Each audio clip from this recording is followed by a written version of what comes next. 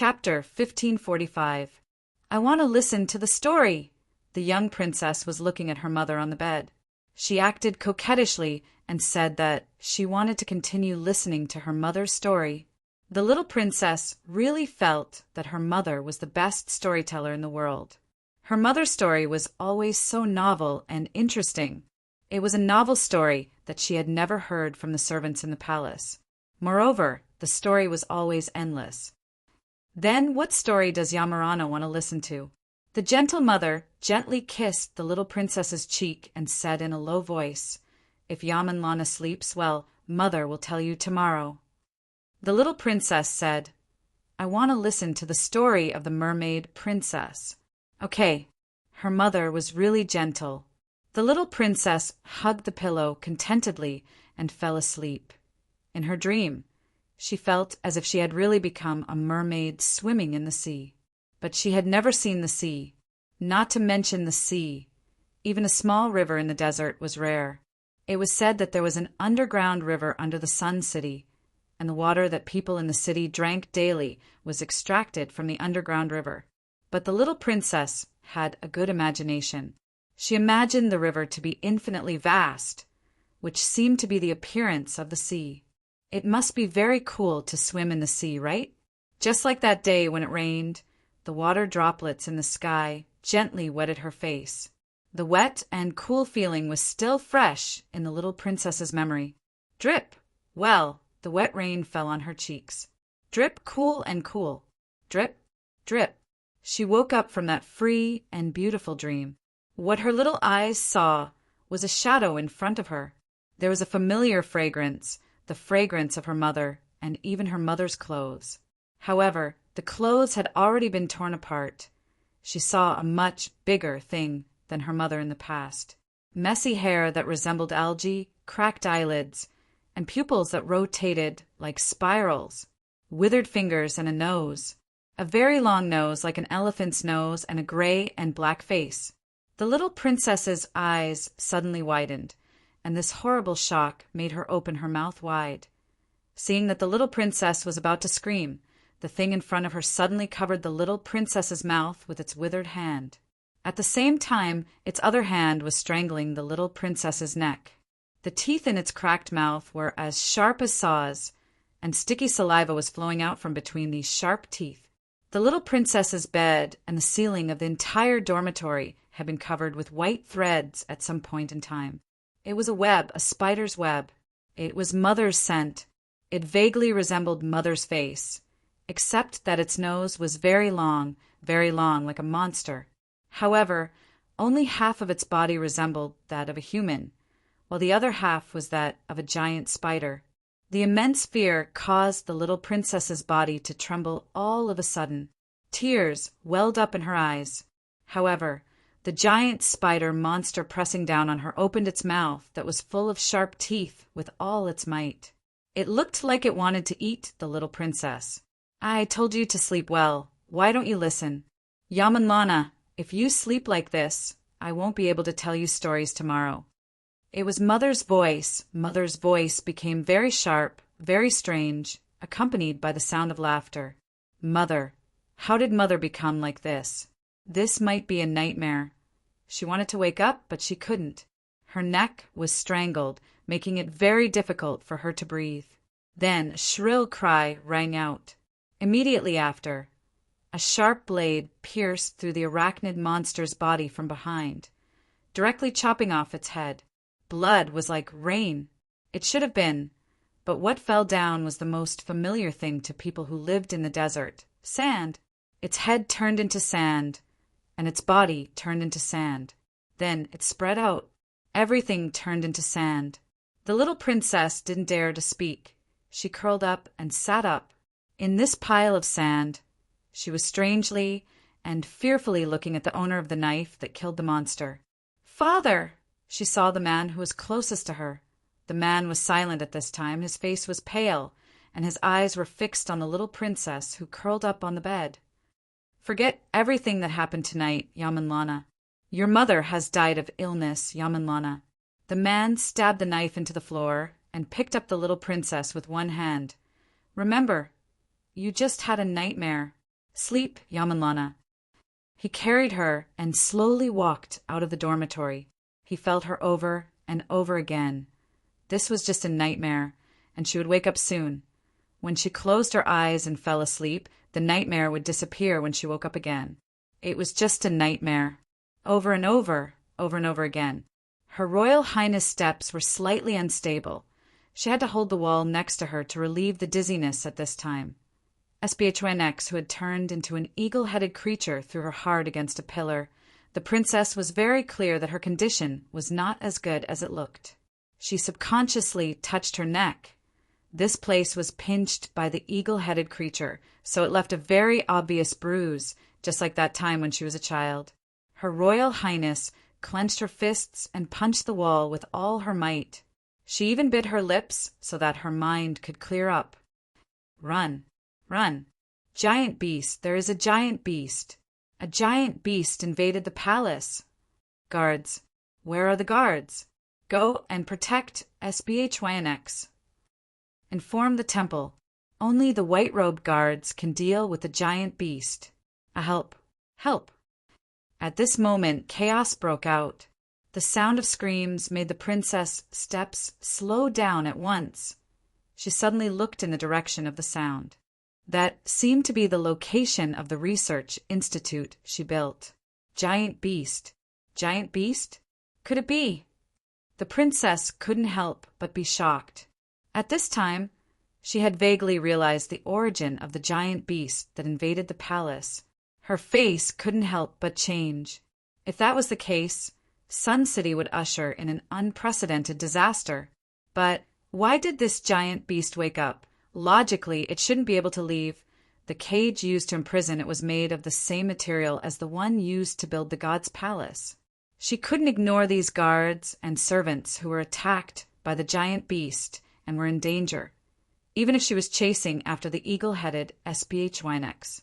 Gritting her teeth, the princess had to go directly to the place where the screams came from. On the way, there were palace guards and servants who were running out. Don't panic. Calm down. Organize the defense formation. Quiet down. She pulled out her gun and fired. The bullets were fired into the night sky.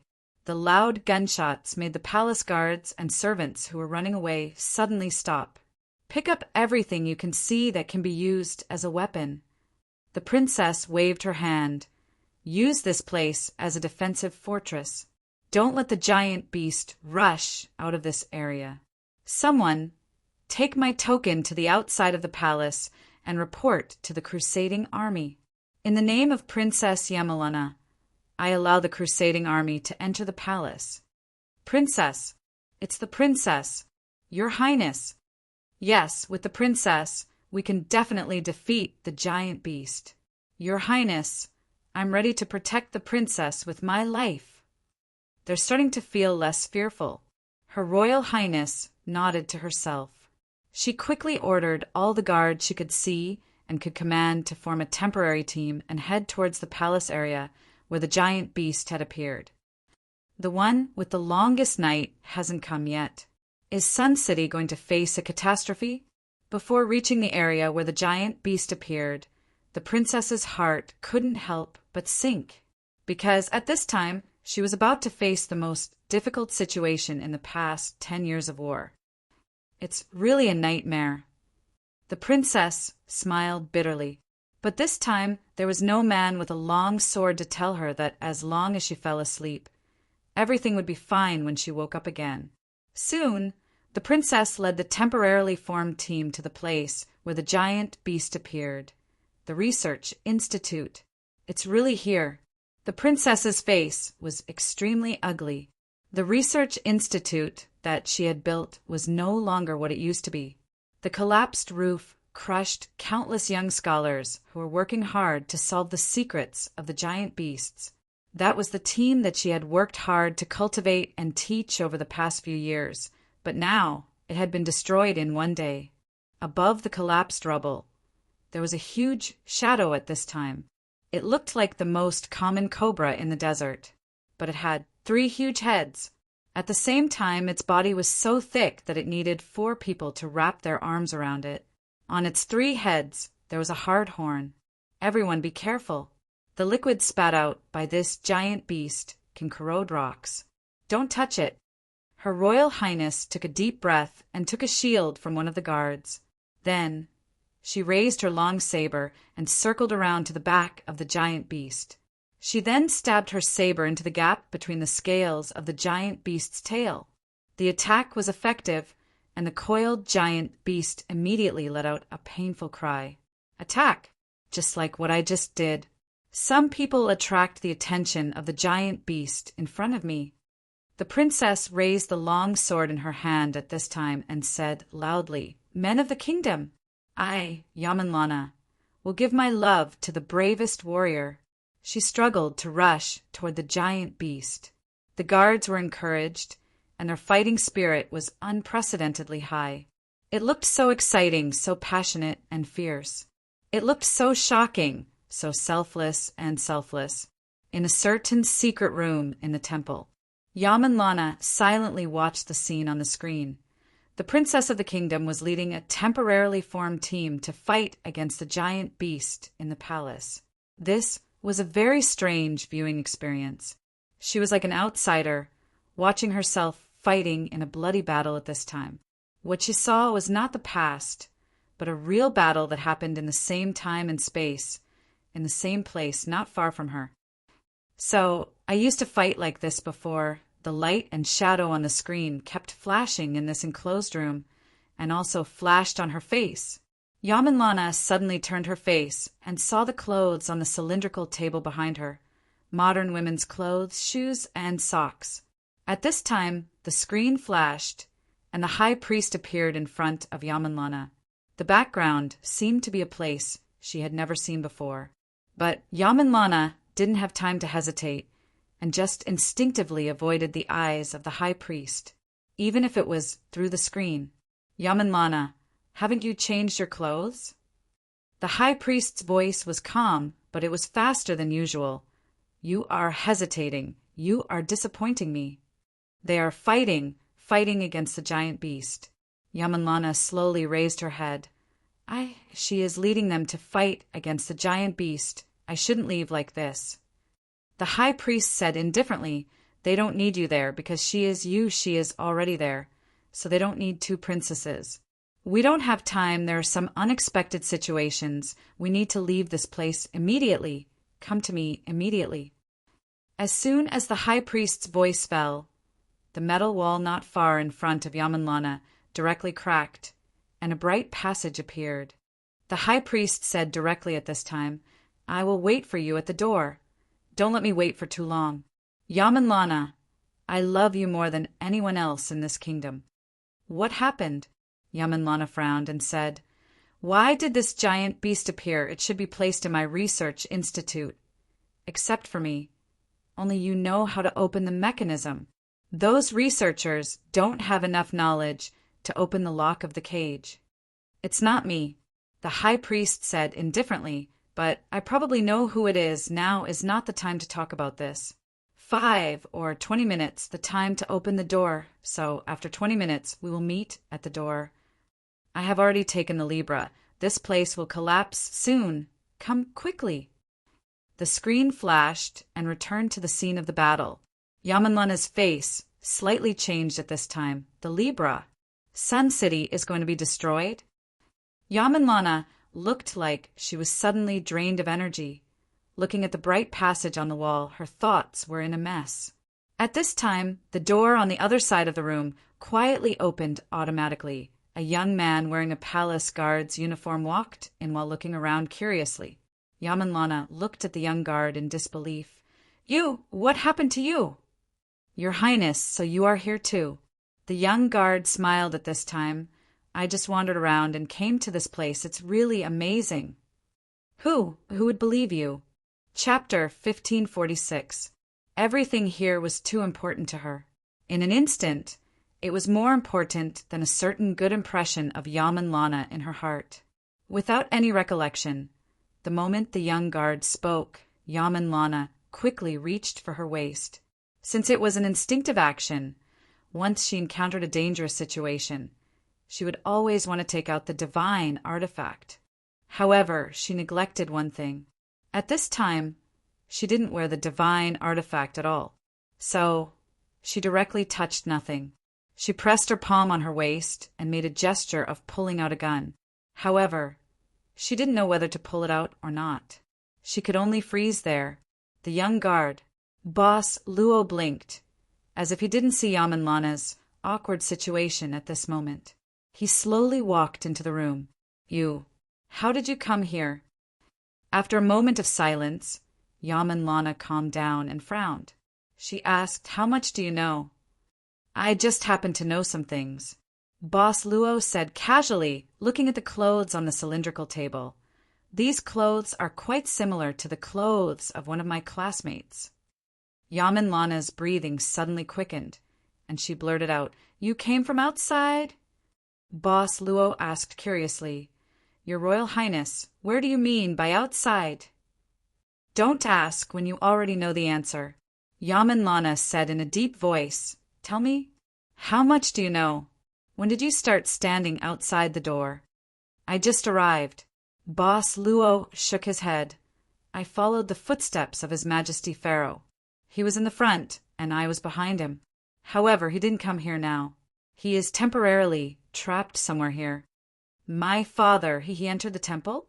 Yamanlana stared at him in disbelief, and her frown deepened. She was still staring at him with suspicion, but she stepped back until she reached the control panel in the room. She was the princess of the kingdom of the City of the Sun, a princess who lived in this era that was suspected to be the ancient Egyptian civilization. However, at this time, she was using everything on the control panel skillfully against common sense. The images on the screen kept switching. From the image of Her Royal Highness leading the palace guards to fight the giant beast, it instantly switched to the inside of the temple. However, she didn't find what she was looking for. Yamanlana's eyes turned cold. She looked at Boss Luo and said coldly, You lied to me. Let me try. Boss Luo didn't care. He walked to Yamanlana's side, looked at the many buttons on the table, and casually pressed a few of them. In Yamanlana's opinion, he was just randomly pressing the buttons. She couldn't help but feel angry. She felt like she was being toyed with.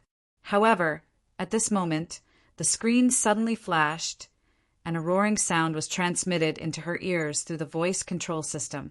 Eagle head, human body, fleshy wings, and madness. How could this be? Yamanlana put her hands on the table and opened her eyes wide. What's going on? There's another one here? Boss Luo's finger inadvertently touched another button on the panel, and another image appeared on the other side of the screen. This image was the same as the one that Night Watcher Otto saw. It was the scene where the pharaoh of the kingdom mutated into an eagle head and human body. It's really Father. When this image appeared, Yamanlana seemed to be drained of all her strength. She suddenly knelt on the ground. She should be the strongest woman in the entire Sun City, but at this moment her eyes were filled with panic. Impossible, why what? Boss Luo asked curiously, Why? Did the high priest hide this from you, and even prevent you from seeing this through the control system? She nodded subconsciously. Her mind was blank. Maybe it was like this, or maybe it was something else. She subconsciously didn't dare to look at the image on the screen. Luaccio said calmly, Generally speaking, if you don't want someone to see something, it's because you don't want them to know something. This is more beneficial to the original author. No, he wouldn't lie to me. He's my... Yamanlana wanted to deny something without thinking, but she couldn't help but think of the betrayal she had just received. He mutated her into a giant beast in people's eyes, framed her and brought her here. Although she couldn't accept the means, she knew that it was for her own good. So, she didn't have any resentment in her heart.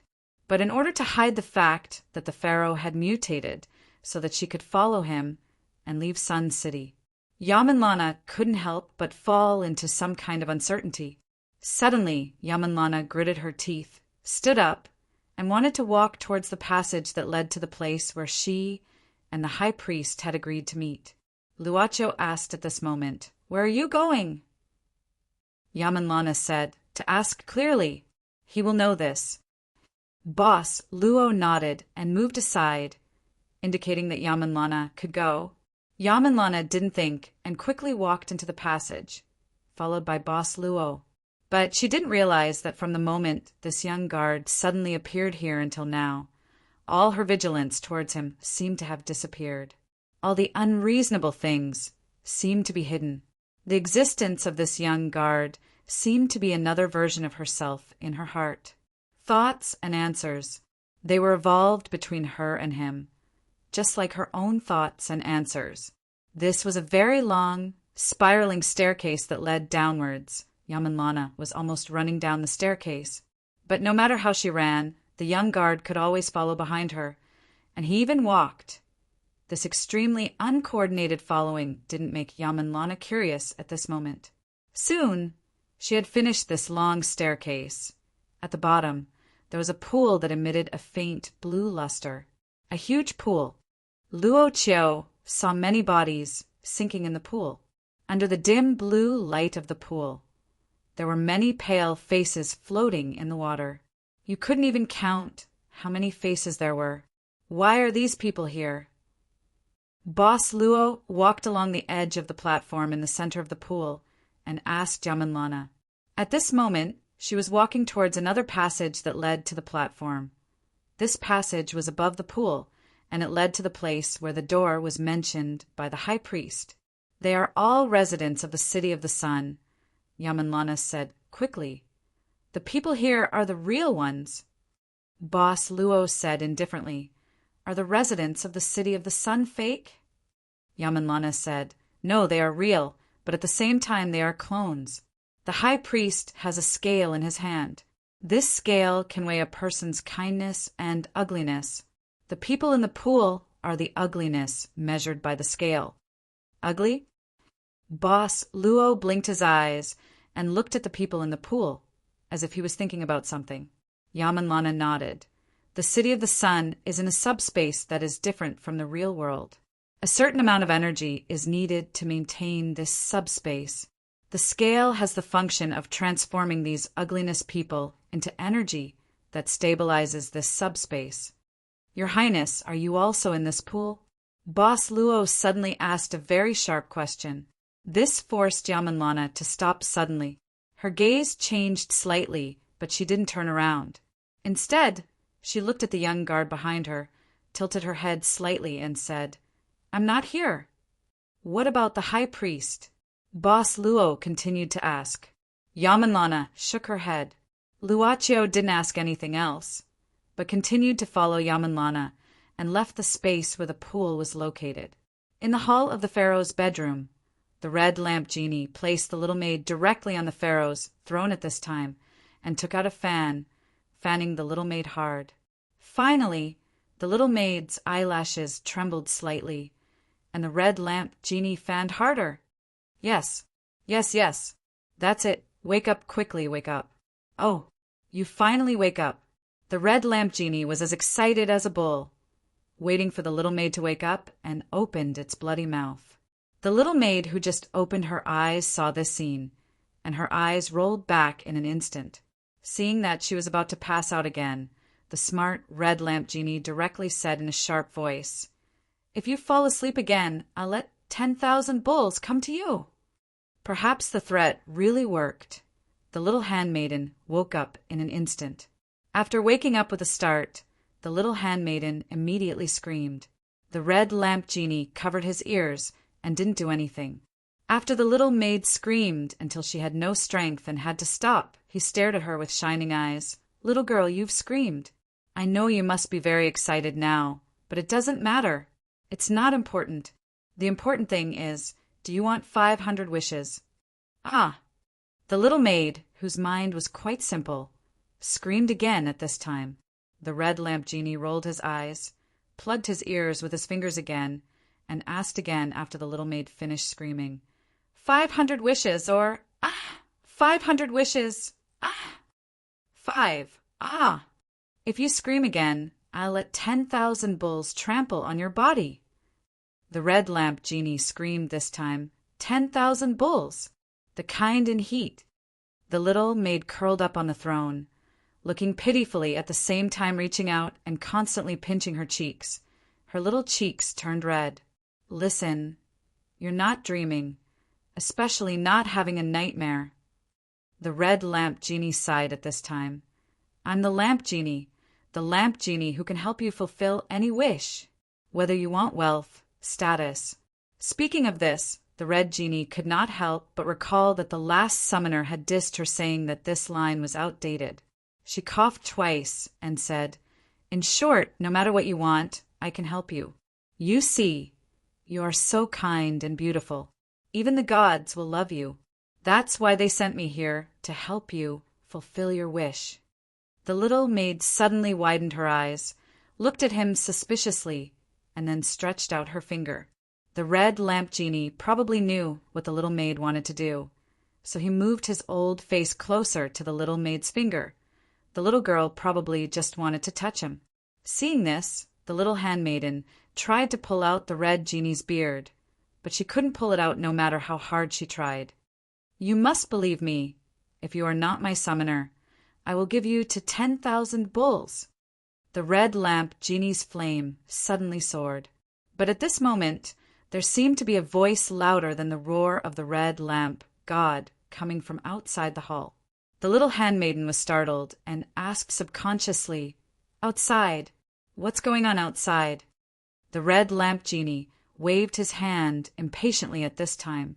At this time, a water curtain slowly opened in front of the little maid's eyes. The flowing water curtain magically showed an image at this time. The little maid widened her eyes and saw clearly what appeared on the water curtain. She suddenly jumped up from the throne. Your Highness! Your Highness? The red lamp genie looked sideways and then shook his head. He was not very interested in everything here, but he wanted the little maid to help him fulfill the limit of 1,000 wishes. So he rolled his eyes and said, This princess doesn't look very good. Do you want to save her? The little maid nodded without hesitation. Can you help me save His Highness? Master Giant Beast, please. What the hell was a giant beast? The red lamp genie shook its head, but it thought that it was a good thing to let the little girl see its power. Besides, it still needed the little girl's help to fulfill the 500 wishes later. It did not want to wait for the next summoner. Who knew if the next summoner would be as bad as the little girl's previous summoner? Yes, as long as you sincerely make a wish to me. At this time, the red lamp genie put on a smile that it thought was the most beautiful at this time, and it smiled like a thief. Come on, tell me your first wish. Let me save this princess who is in danger. The little maid nodded, then she thought about it, put her hands together, and walked slowly to the red lamp genie in a very formal manner.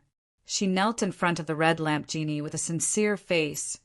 Master Giant Beast, Alan is not delicious, but it doesn't matter if you want to eat me, as long as you can make Her Highness happy. Please, I beg you, you must make Her Highness happy. Well, I will fulfill your first wish. What are you again? The red lamp genie suddenly widened its eyes. I said, you can make a wish for me to save her. I want Her Highness to be happy. The little maid said pitifully, Can't I? Don't eat me, genie. The lamp genie was furious, and it wanted to tell the little maid that even the spirit of the magic lamp had dignity. But at this time, the magic lamp suddenly lit up, and a command was directly imprinted into the red lamp genie's mind. The first wish was to make Her Highness happy. The red lamp genie was speechless. Anyway, it was not the first time it lost its dignity.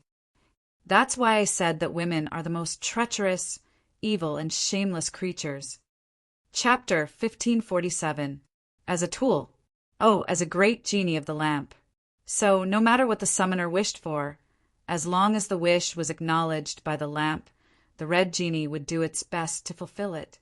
It really depended on its mood. For example, if the summoner wished for the ability to live forever, there were many ways to do it. For example, if the summoner was petrified and turned into a stone, the summoner would be granted immortality, right? This was a very efficient and feasible method that the Red Genie had come up with after fulfilling hundreds of wishes. Of course, the lamp's acknowledgement of the Red Genie's wish seemed to depend on its mood as well. The definition of happiness was too broad. The Red Genie could not help but frown. How could the magic lamp agree with such a general wish without any specific direction? Happiness. Did he want to maintain the pace of the Princess Happiness Index? Or was it enough to let her feel happiness for a moment? The Red Genie had always felt that the lamp was not a lifeless instrument, but something that could think and make judgments.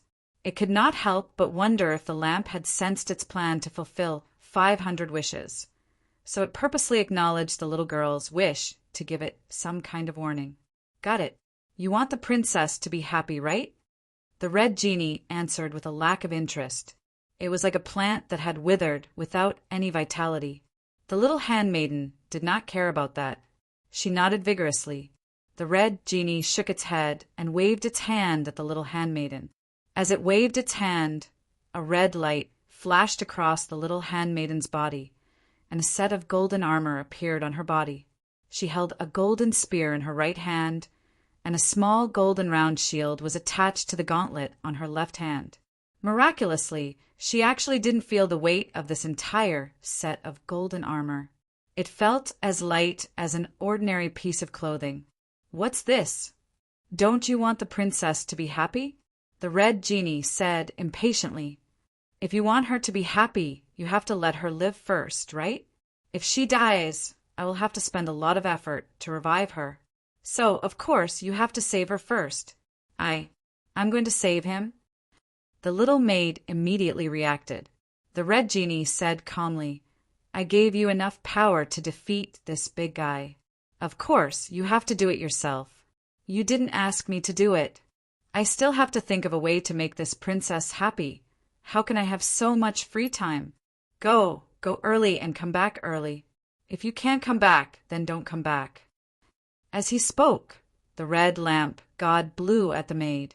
A scarlet wind blew in the hall, blowing the maid out of the hall. She couldn't help but scream in fear.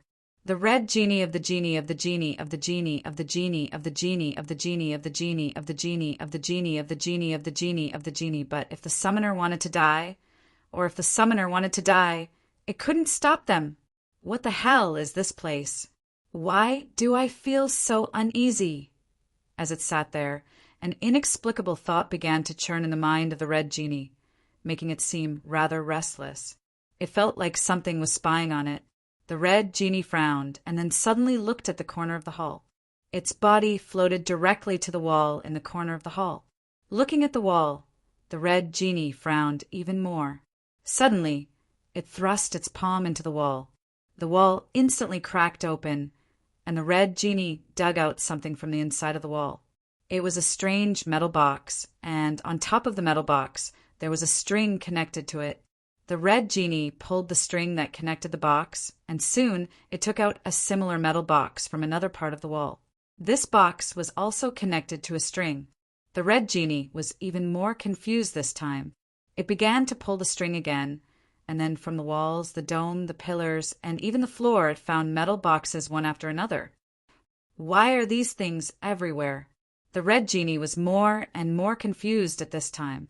It looked at the large pile of metal boxes in the center of the hall. It felt like these things were the source of the feeling of being spied on. It couldn't help but grab one of the metal boxes and found that it was still connected to a string. And this string was connected to a place outside the hall. The Red Genie's spirit flashed, grabbed the string, and then closed its eyes. As a dignified genie with magical power, it could do many things with magical power. For example, at this moment, it was able to use its magic power to let its spiritual sense follow the line that led to the outside. Its spiritual sense was like water flowing into a pipe, instantly spreading to a distant place through the line. After an unknown amount of time, the Red Genie suddenly opened its eyes, revealing a look of surprise. Its spiritual sense had been divided into tens of thousands of parts. This thing, The red genie frowned at this time because it found that these strings were like spider silk covering the entire Sun City. Those metal boxes were like nodes, and there were also a large number of such metal boxes in Sun City. The palace, the streets outside the palace, the houses, the statues, the city walls, and even the rooms of the residents of Sun City. Could it be that this thing is monitoring everything in the entire Sun City? Even as the genie of the magic lamp, it was the first time that the red genie was shocked by such behavior. If its intuition was not wrong, then all the creatures in the City of the Sun, no matter what they were doing or saying, were being completely recorded. And the giant net that covered all of Sun City had a spot that resembled a central point. It was not far from the Great Hall, the deepest part of the Imperial Palace, where the Holy Temple was. What does it have to do with me? The red genie immediately sat back on the Pharaoh's throne lazily.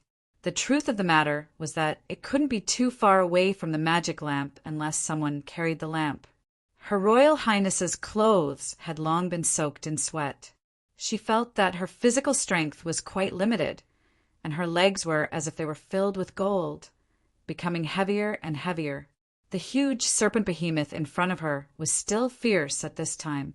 After all, the palace guards were not the soldiers of the punitive army. In the face of such a ferocious behemoth, it was extremely difficult for them to raise their weapons and organize an attack. It was obviously difficult for them to stab the gap between the scales of the behemoth, even though they were trying so hard. Just as Her Royal Highness felt that the situation was getting more and more out of control, the palace guards who went to inform the punitive army outside the palace finally succeeded in leading the punitive army into the palace. Her Royal Highness did not relax because of this. At this time, she was leaning on a broken pillar, trying to restore her strength as soon as possible, and at the same time, she also commanded the punitive army to start fighting against the rioting behemoth. Prepare the incendiary bombs. At this time, the punitive army soldiers poured black oil into containers and then ignited them. They threw these burning containers directly at the serpent behemoth with special tools. The serpent behemoth's body was instantly on fire. Formation, sprint. Spearmen, get ready. Her Royal Highness's voice echoed on the battlefield. The shield warriors and spearmen advanced step by step at this time, and in a staggered manner, the sharp spears pierced toward the weak points of the serpent behemoth's scales. Under the burning fire, the behemoth uttered a painful cry. At the same time, not only did the attacking spears break through its scales, but the punitive army was different from the palace guards. They had rich experience in hunting behemoths, and their cooperation was honed time and time again through 10 years of punitive expeditions. We can win. Seeing this scene, the guards immediately called out to him. Her Royal Highness had recovered some strength at this time. She slowly raised the black pistol in her hand and aimed at the head of the serpent behemoth. She intended to shoot through the eyes of this behemoth so that the punitive army could encircle and kill it more easily. But at this time a strange change occurred. At this time, a gray crystal in the lower jaw of the serpent behemoth suddenly burst out a strange green light. The moment the green light lit up, the serpent behemoth opened its mouth and swallowed all the flames on its body. Even the punitive army had never seen a behemoth swallowing flames. They couldn't help but be shocked. The serpent behemoth suddenly opened its mouth again and made a loud noise that shook the sky.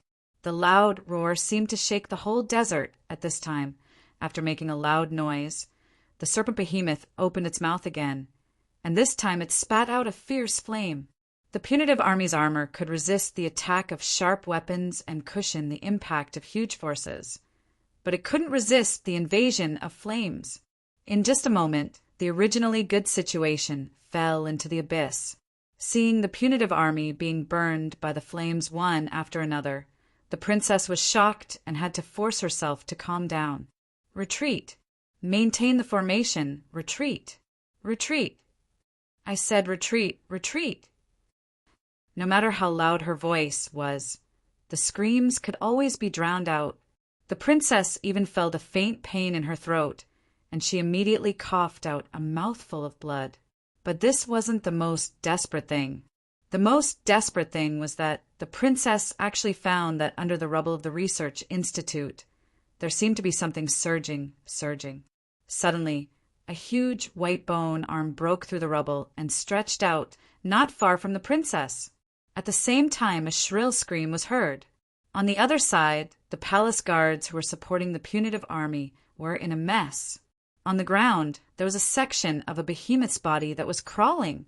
A pungent smell rushed into the princess's nose at the same time. She sniffed out what the smell was. It was the antiseptic solution that was used to soak the behemoth's corpses in the research institute. Those dead behemoths were actually resurrected at this moment. One after another, the behemoths crawled out of the rubble at this time. Some of them had a complete body, and some only had half of their bodies left. Even if there was only a skull left, there were tentacles of flesh on the skull at this moment. Massacre. The giant snake behemoth alone caused heavy casualties to the punitive army, not to mention the giant behemoths that were used as research specimens in the research institute were resurrected one after another. A one-sided massacre was staged in front of the princess at this time. She looked at the figures of the fallen soldiers blankly, as if thinking of something.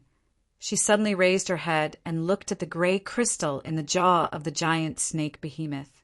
"It's that cursed stone." The princess instantly thought of something. She pointed the artifact pistol directly at the jaw of the giant snake behemoth and pulled the trigger of the artifact forcefully. Her marksmanship was very good. Each bullet directly hit the cursed stone in the jaw of the giant snake behemoth, but the bullet crystal couldn't destroy this cursed stone. At this moment, behind the princess, a sharp-boned spur was stabbing toward her fiercely, but the princess didn't notice it at all. "Your Highness, be careful." In a split second, a figure fell from the sky. It was the little handmaiden who was blown here by the strong wind of the genie. The princess was instinctively shocked at this time. When she came back to her senses, she saw the little handmaiden in golden armor blocking an approaching bone spur with a shield in her hand. "Yalian." The princess called out the name of the little handmaiden. At this time, the little maid only remembered to turn her head. Just as she was about to say something, the golden spear in her right hand silently pierced out. Unexpectedly, it directly pierced through a resurrected giant beast whose corpse had already been peeled open. The bone spike was shockingly shot out from the chest of this giant beast. "Your Highness, I don't know what happened. It moved by itself." The little handmaiden said in horror at this time. But at this time her movements were like that of a well-tempered warrior. She nimbly dodged the giant beast's attack and counterattacked with the spear in her hand at the same time. The spear could not only easily pierce the giant beast's scales, but also easily lift it up. The little handmaiden in golden armor, Yalian, was like a Valkyrie on the battlefield. She killed 5 or 6 resurrected giant beasts by herself. Cursed stone! The princess no longer cared about why the little handmaiden Yalian had such divine power and hurriedly shouted, "That giant beast, do you see the stone in its jaw? Attack it. It's controlling these giant beasts." But I can't reach it?" The little handmaiden replied with a pale face. Unexpectedly, just as she finished speaking, her arm moved automatically. It made a throwing motion, and then the golden spear in her hand was directly thrown out. The golden spear that was thrown out. The golden spear shot out like a sharp arrow, and the sound of air breaking followed. The giant snake seemed to feel the danger and directly wanted to swat the spear flying towards it with its tail. But unexpectedly, the golden spear pierced through its tail without slowing down. In an instant, it pierced through the cursed stone on its lower jaw. Crack! The cursed stone instantly shattered. The moment the cursed stone shattered, the giant snake immediately stopped all movements, and then its body slowly turned into sand.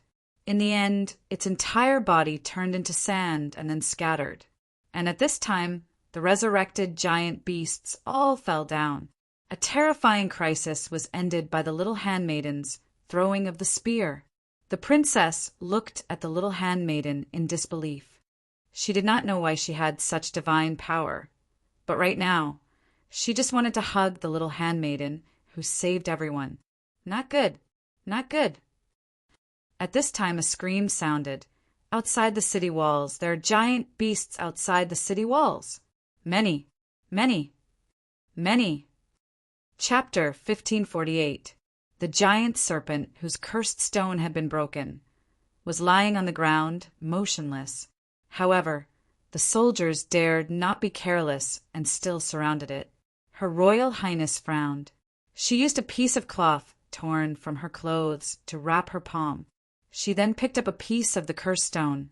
This kind of cursed stone had been pried off by the scholars when they were in the research institute.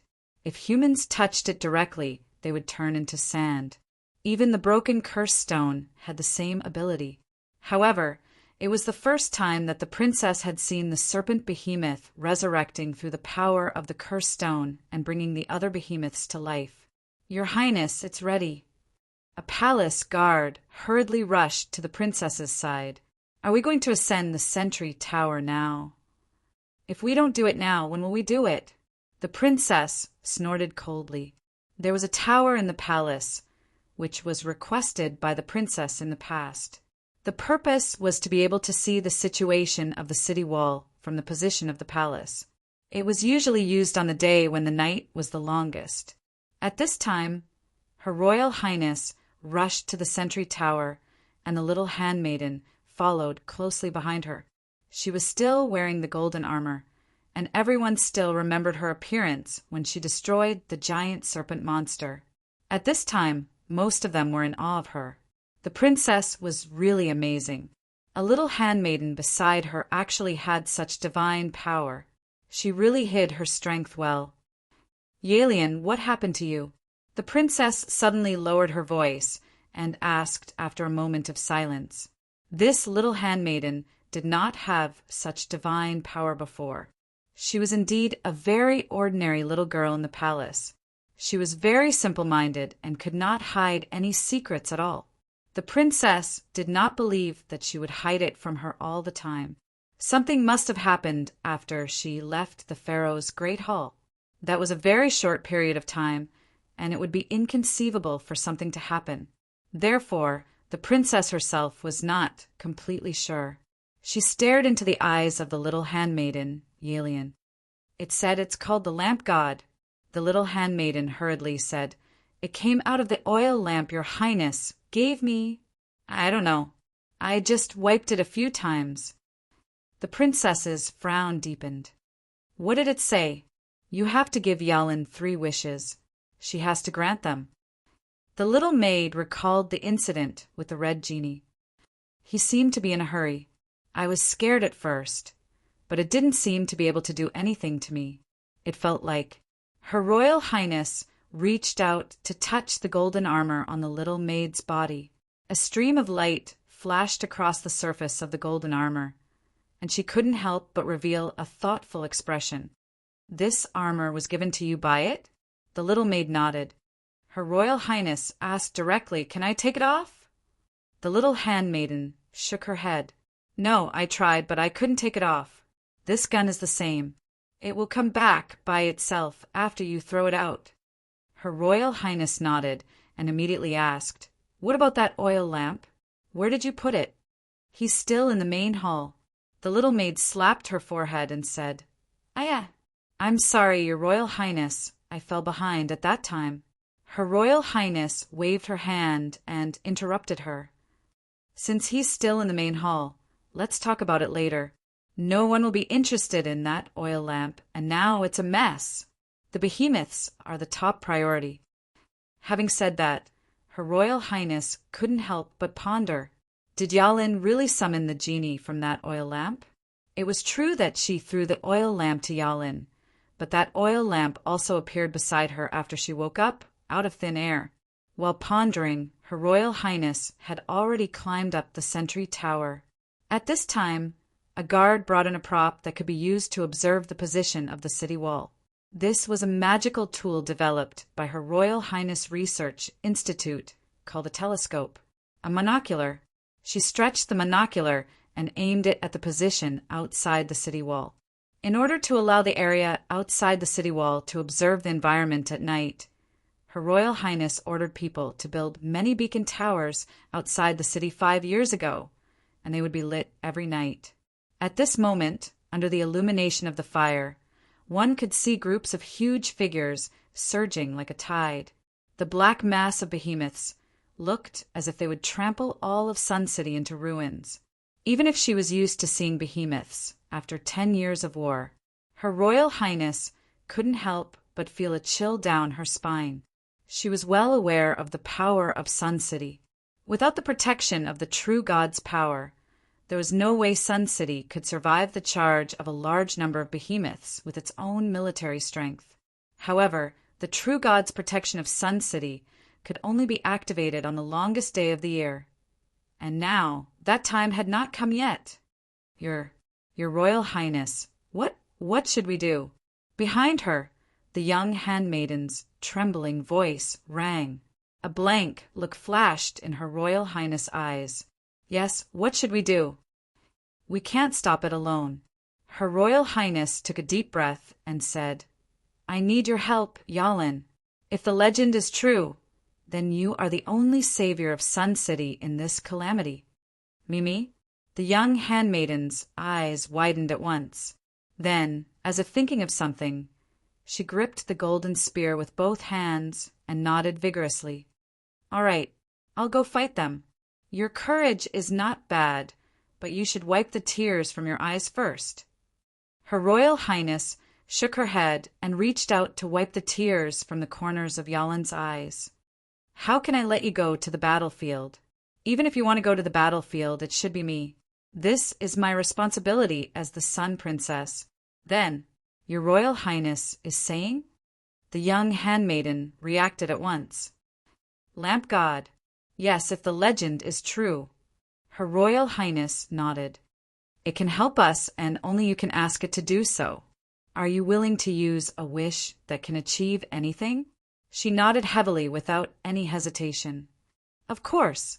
I think I understand why it didn't have any reaction when I touched it.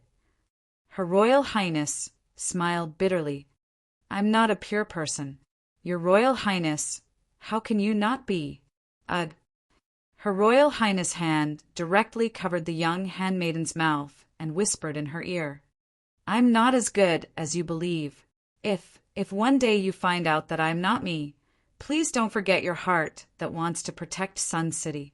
Although Yalin didn't understand, she still nodded silently. Her Royal Highness then said in a deep voice, Then make a vow in front of me. No matter what difficulties you encounter, no matter what desperate situation you encounter, don't forget your determination to protect Sun City. She solemnly made this promise in front of her. Her firm and stubborn eyes were like magnificent pearls. Her Royal Highness then said in a self-deprecating tone, Understand, I'm just a despicable person. One day, you'll understand that I hijacked your thoughts. Go to the palace, find that oil lamp, and make a wish again. Your Royal Highness, you? I want to go to the temple. Her Royal Highness said seriously, although the blessing of the true God can only be activated during the longest night, I still want to try. With that, Her Royal Highness turned around, waved her hand, and said loudly, Ring the big bell, open the palace, and take refuge in the city. After a while, the huge bell sound spread throughout Sun City, and Sun City began to fall into panic and chaos at this moment. The bell sound also spread to this place. Yamanlana stopped, and Boss Luo behind her said, What's the matter? It's the big bell. Yamanlana was silent for a while, then said in a deep voice, It will only ring when Sun City encounters the biggest threat, and then the palace will open. I dug many cellars around the palace walls that can be hidden and stored materials for many years. If the giant beast breaks into Sun City, can the residents escape? Boss Luo nodded and said, It's really a comprehensive approach. Unless it's a last resort. Yamanlana shook her head. The situation outside is much more serious than I thought. I feel that tonight is the true longest night. Boss Luo said, "Why is there a day when the night is the longest night every year? What is attracting the giant beast?" Yamanlana said, "The day when the night is the longest is the time when the true God's power is the weakest, and the giant beast will have a chance to break into Sun City." Boss Luo said, "They know?" Yamanlana frowned. There had never been a definite explanation as to why the giant beast only rioted on this day. At least the scholars in the research institute couldn't answer her question. Maybe they know, maybe they don't. Yamanlana sighed and said, "There are still many secrets in the subspace where Sun City is located that I can't solve. Because of this You?" Yamanlana said indifferently, "I also became selfish. So selfish that I even want to get out of this cage and give up everything here. Retreating in the face of danger is not a shameful thing." Boss Luo said casually, "Escaping is often more effective." "But it's shameful." Yamanlana gritted her teeth and punched the wall beside her. This hard wall was instantly broken by her fist. "Have you seen the true God?" Boss Luo handed over a handkerchief. "I heard that your highness is the saintess of the temple and can hear the voice of the true God." "Not necessarily." Yamanlana quickly wrapped her injured fist with the handkerchief. "I can only hear one-sided, and I can only hear some voices occasionally." "What are you talking about?" Boss Luo asked gently. Yamanlana thought for a while and said, "It's not a language that I can understand. It's like a message. I can only understand bits and pieces. But all along, the true God statue seems to be sending me the same message, freedom." "Freedom?" Boss Luo thought for a while and said, "It wants freedom." Yamanlana shook her head. "I don't know, it's it or something else. It's just freedom." Boss Luo nodded and immediately asked, "Since your highness can't communicate with the true God, how did it give you the divine artifact?" Yamanlana suddenly stared at Luocho and looked at him silently. She slowly opened her mouth and said, "You came here from the outside world. Why do you say so?" Boss Luo asked back.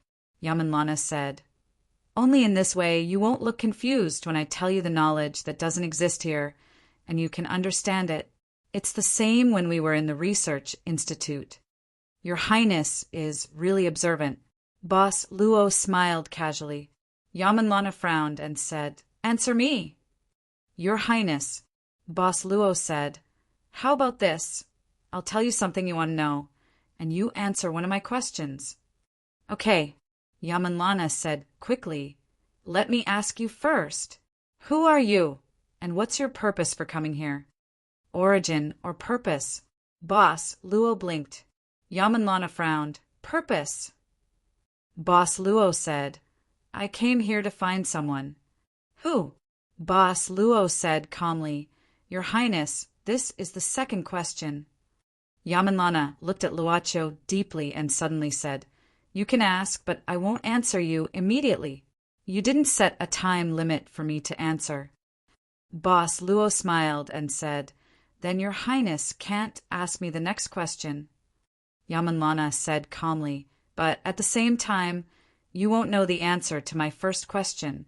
Strictly speaking, I'm the one who benefits." Luocho smiled carelessly and then said, "Your highness, do you like here or outside?" Yamanlana snorted and turned away. Just as she said, she wouldn't answer immediately. She left just to confirm one thing at first. Now she had confirmed it. This young guard, Ivan, was indeed an outsider. The road ahead seemed to be ending. Yamanlana suddenly stopped and said in a low voice, "If you want to find a way out of here, listen to my instructions later. I'll try my best to help you leave here, but I can't guarantee anything. The door has always been in the hands of the high priest. Only he has the way to open it." Boss Luo asked curiously, "Why do you want to help me?" Yamanlana said calmly, "Don't think too much. I just don't want innocent people to get involved. Of course, maybe you're not innocent, but you have a purpose. Ivan, you're a dangerous guy to me. I don't want to get too close to you. Yes, a dangerous guy, a guy who would make people confused. Chapter 1549. Since it's dangerous, I'll just send him away. She said to herself. In fact, there was a better way to solve the problem once and for all, to destroy the thing that brought the threat. She should have made this choice before today. What's disturbing me? What she didn't know was that the road to the door controlled by the high priest was a long one. As the two of them walked side by side, she suddenly had a ridiculous thought. She hoped that this road could go on forever. In that way, she wouldn't know the truth, and she wouldn't have to know the truth. She didn't want to know the truth. She wasn't frightened by this idea. I'm a despicable person, she said while looking at the young guard in front of her. The boss said that he had never met a person who wasn't despicable, including himself in the past. Yamanlana thought for a while and said, maybe this is the only way to be a complete person. She hoped to be a complete person. The light of the soul flickered in the boss's vision, like a candle in the wind. Then they arrived at the final destination, the gate. The high priest was here, holding the scales of good and evil with both hands, as if he was sure that Yamanlana would come to his side. Yamanlana, you didn't let me down. The high priest sounded so gratified. Yamanlana was sure of one thing. That was, the high priest didn't see the young guard Ivan, and she couldn't see him at this time. He accompanied me all the way, and it wasn't an illusion. Why does he always disappear when I need him? Just like when I threw the relic of my mother to the pharaoh of the kingdom. He also disappeared suddenly. He always appeared when I needed him. But you let me down. Yamanlana took a deep breath. Maybe he didn't really disappear, but he was still observing, looking at me with his eyes to get the answer. What do you care about? The high priest had extraordinary observation skills. At this time, he noticed that Yamarana's attention was slightly distracted. He couldn't help but frown. Yamarana, this reminds me of your mother. She used to be like this, but when there is another emotion in her heart, she will always show this kind of expression. You two are so alike. Then, did my mother disappoint you? Yamanlana asked calmly as she walked towards the high priestess. The so-called door was not a physical existence. Perhaps it was just a special kind of energy that required the high priest to use special means to appear. If the door did not appear, this was at best an empty house with nothing.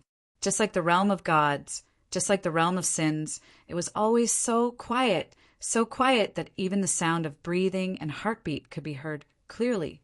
If there was no light here, perhaps a normal person would not be able to stay here for a day. All my love and expectations were once given to her. This was the high priest's answer. She turned into a giant beast right in front of me. Yamanlana shook her head and said, right in front of my eyes, my father killed my mother with his own hands. And then she turned into a giant beast and turned into sand in front of me. This was an accident, Yamanlana. The high priestess opened her hands and said, as a weapon, your mother could not defeat the desire in her heart in the end. I thought that after having a complete life, your mother would become a perfect weapon, but her love for you exceeded the thought of saving you. She became selfish and selfishly devoured it. But I don't regret letting your mother have a complete life, because she gave birth to a more excellent you.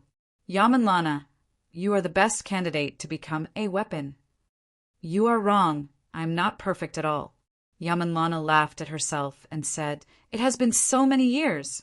You took me away from the city of the sun. You let me live in the outside world. You let me have the identity of Claudia. You let me go back and forth between two worlds. One is a civilized and free world, and the other is a world where death is always accompanied by every step. Do you know that every time I came back from the outside world, it was so cruel for me? Many times, I even didn't want to come back. No, this is the real thing, facing difficulties and fighting for lofty ideals. The high priestess showed a blazing light in her eyes. Only a weapon with a firm belief can become the perfect vessel of the Libra. Every time you can resist the temptation of the outside world and come back, you have done a good job. Yamanlana, You have always done a good job. You are just a little bit lacking. But it doesn't matter. This experience will make you even closer to perfection. In that case, why did you let me leave this time?" Yamanlana sneered. "Isn't this contradictory?" The high priestess said indifferently, "As long as you are safe, as long as the Libra is still there, as long as you can become a weapon, the city of the sun will welcome a day of rebirth." Yamanlana, the process of growth is always accompanied by failures and setbacks. Accept them, defeat them, and you will become more perfect. Sun City is just a hotbed to cultivate you. No matter how many I can create, I will be able to create you. You have proved that you have a strong enough will to resist all temptations. So what you need to experience next is despair, greater despair. She suddenly felt that this man was unfamiliar. She didn't know when it started, but this man seemed to have replaced the position of the pharaoh in her heart. Since the pharaoh killed her mother? She didn't know, but she clearly knew that when she went through the magical door and became an ordinary girl named Claudia and lived in the prosperous and civilized world outside, she had a father-daughter relationship with this man. Siajetu and Claudia. It made her think that everything in the City of the Sun was just a fairy tale that she heard when she was a child, and it was just something that she imagined in her mind. Isn't this contradictory? Yamanlana shook her head. Since you let me know that this is just an arrangement, you can't achieve the effect of the experiment. I don't understand. How can you, who brought me into the civilized world, make such a low-level mistake? The high priestess said, "It's very simple because I need you to come here. Coming here is enough." Yamanlana, I said you did a good job because you brought me what I needed. I don't understand. Yamanlana couldn't help but frown. At this time, the high priestess took a step back and reached out her hand to press a brick on the wall behind her. A rumbling sound was heard, and the door behind Yamanlana was directly closed at this time. She subconsciously felt a kind of uneasiness. At the same time, the floor began to crack. At the crack, something was pushing up a huge cylindrical container. Yamanlana's pupils suddenly contracted, and a blank state of understanding began to occupy her mind. She suddenly took 2 steps back because of fear. The cylindrical container in front of her. In the container in front of her, in the light blue liquid, there was a naked body. Her own body. She is the one outside. Yamanlana subconsciously said, You also caught her." "No, she is still outside." The high priestess said indifferently, "She is still outside, working hard to command the army to deal with the rioting giant beasts. Because of a man that I appreciate but don't want to cooperate with me. The day of the longest night under the normal procedure has come earlier than expected."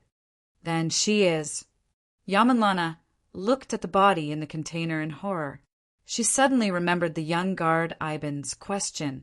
After Iban saw the person in the pool, he asked her if she was also in the pool. She said no. "This is the real you, Yamanlana."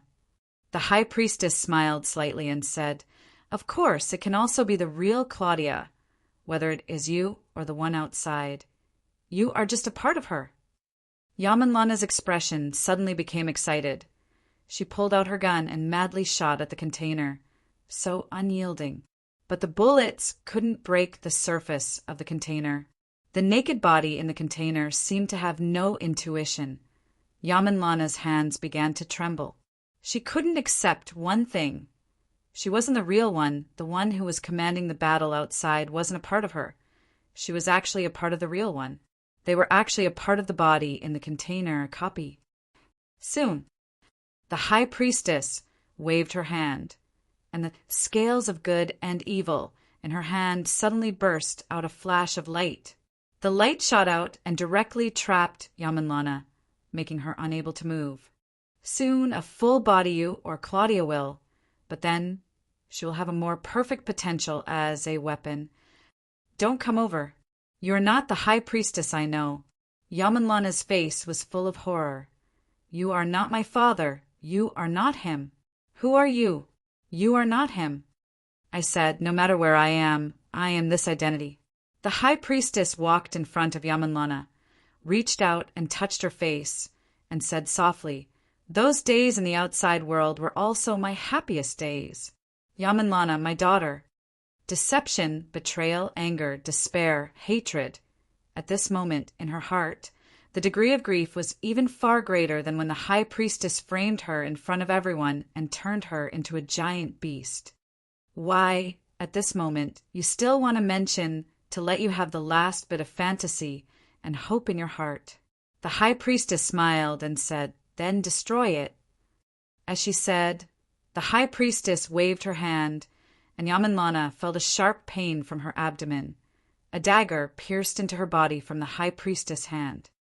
"I need to dig out your soul, Yamanlana," the high priestess said softly.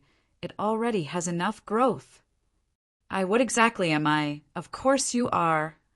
The high priestess held her head gently and whispered in a low voice, "My most beloved adopted daughter."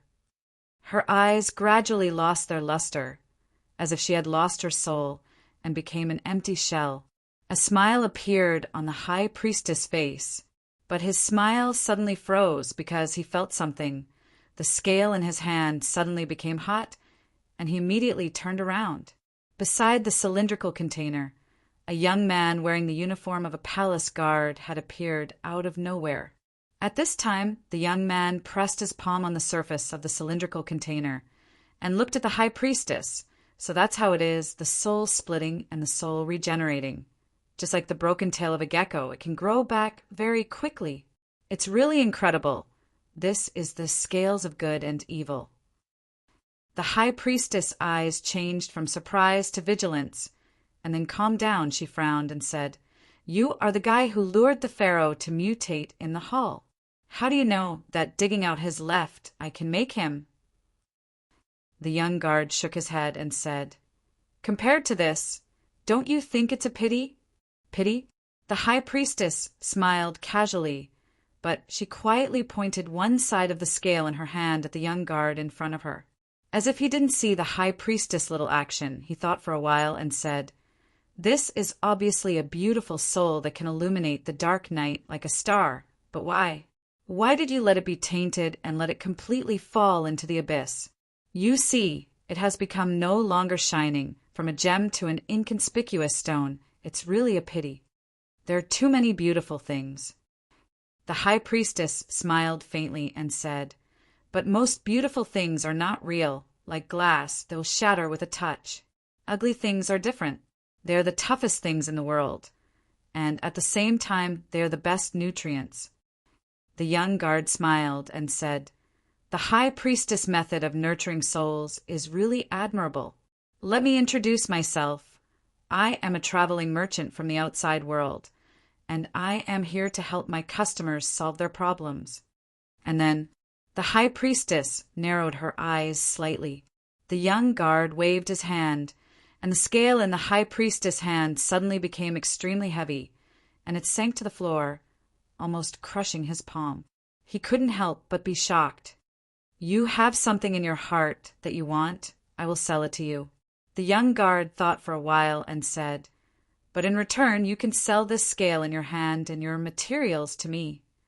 When he heard that the young guard wanted the scale, the high priestess wasn't too surprised, but when she heard about materials, her expression couldn't help but change slightly.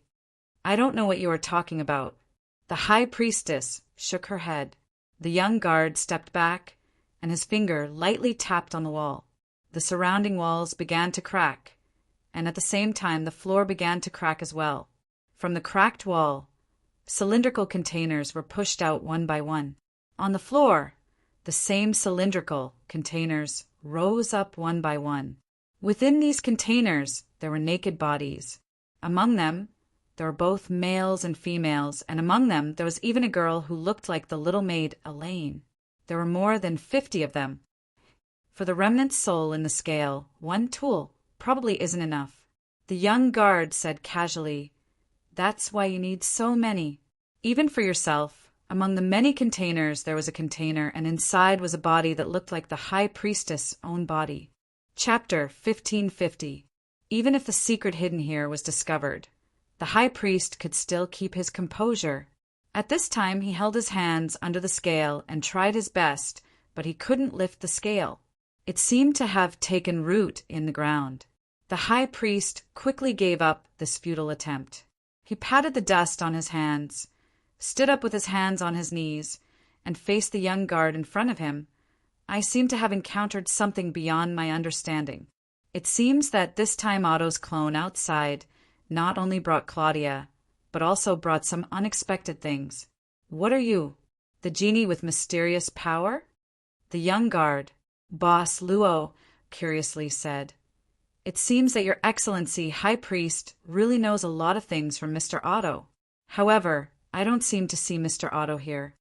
He was referring to the fact that Otto didn't exist in these containers. The High Priest said, "It's a pity that Otto's original body is difficult to capture, even if he has fallen into Sun City. But it doesn't matter, there is a backup of Otto in the scale anyway. Let's talk in detail, I have a few questions." Boss Luo smiled, then waved his hand, and a stool appeared behind the High Priest out of thin air. The High Priest's body uncontrollably sat on the stool that appeared behind him. Then the stool moved forward and sent him directly in front of Luaccio. Round table, another chair. The boss slowly sat down, and a teapot and cups began to appear on the table. Luaccio poured tea into the teacup and said casually, "If you don't want to talk, you can stop at any time.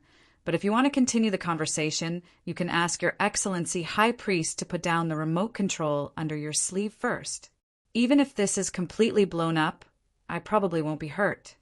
The High Priest stared at the young guard in front of him.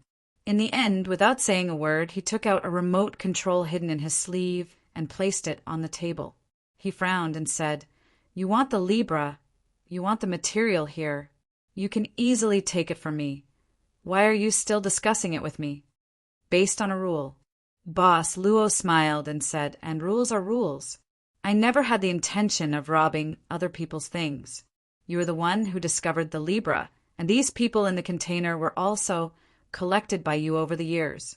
It can be considered as the success of your labor. It's yours." The High Priest couldn't help but frown. He could vaguely feel that this fellow didn't have a universal view of right and wrong, and did as he pleased. "What do you want to know?" The High Priest remained silent for a moment. He knew that in the face of an incomprehensible power, he could only compromise. Moreover, Tiancheng's power seemed to be suppressed by the other party. For example, how did the High Priestess get the scales of good and evil? Boss Luo asked after some thought. The High Priest suddenly glanced at Yamanlana's position. He was surprised to find that the light from the scale did not disappear. It was still trapping Yamanlana like a shelf. The wound on her abdomen was still there, but the blood had stopped flowing. It was as if time had stopped for her. The High Priest could clearly see a drop of blood floating above the ground, nothing special. The High Priest said indifferently at this time, "I'm just a very ordinary person who escaped from the war. I fled to wherever I could survive. I didn't know where I was, so I walked when there was a road. As I walked, I encountered the temple in the oasis, and then I got this Libra. What do you think? Are you disappointed?" Boss Luo smiled and said, "Let's say this is more realistic. If this is not an arrangement, but an accidental encounter, don't you think this is a very interesting variable? Do you believe in fate?" The High Priest asked curiously. This question was abrupt, and it was not helpful to his current situation, but he just wanted to ask. "I can't say that I believe in it." Boss Luo thought for a while and said, "But I won't deny it. If I deny it again, it will be unhappy." "You really dare to say that?"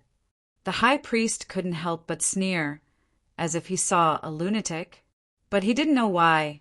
At this moment his heart was beating wildly, as if there was a voice in his head warning him that this was not a joke. This was real.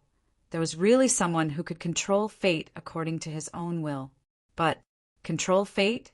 Who could control fate? Even those who boasted that they had their own fate in their hands could not predict what would happen tomorrow. It was very likely that they would encounter an accident tomorrow and die. Just take it as a joke. Boss Luo smiled and said, just to liven up the atmosphere. After all, if I look more mysterious in the next conversation, I can take advantage of more. I have been learning to do business recently, so I will more or less use some small tricks. I hope the high priest doesn't mind. This is not the words of a qualified businessman. The high priest shook his head. Probably. Luaccio did not comment. When you found the Libra, did Sun City already exist? The high priest nodded, then shook his head. He suddenly had a feeling of absurdity. He was clearly in control of everything. So why did things suddenly take a turn for the worse? And why did something that he could not understand appear? This was like a joke played by fate. Perhaps all living things were just toys in the hands of fate. When I found Sun City, it was just a dead city. The high priest recalled and said, "The Libra has the ability to weigh a person's good and evil and divide good and evil. The residents in the city are all divided by this ability?" Luaccio thought for a while and said, "The soul is divided, and the souls after the division are reborn, just like the tail of a gecko. No wonder it can duplicate two complete people who are exactly the same." As he said, Boss Luo shook his head. "Yamanlana told me that the people in the pool are divided and belong to the ugly side. They exist as batteries to provide energy for Sun City." Now it seems that the high priest did not tell Yamanlana the truth. "Oh." The high priest narrowed his eyes. Boss Luo said casually, "If it is like what Yamanlana said, naturally there is no way to explain the people in these containers. After all, as far as I can see, Yamanlana. Claudia, there are already 3 of them now. The one who was sleeping in the container, the one who was stabbed in the abdomen by the high priest, and the one who was commanding the people in the palace to resist the giant beast. You know Claudia?" The high priest suddenly asked in a deep voice. "We are classmates." The boss said frankly, "Recently, due to personal reasons, I enrolled in Claudia's school. So, I know some things about the high priest, about you, Professor Siegetu. By the way, the reason why I came to the desert is also because of Claudia's request. She wants to find clues about Professor Siegetu's disappearance from here." The high priest was silent. Boss Luo waited patiently. The high priestess let out a sigh of relief. "I never thought that she would come here. It seems that I did something unexpected in the outside world."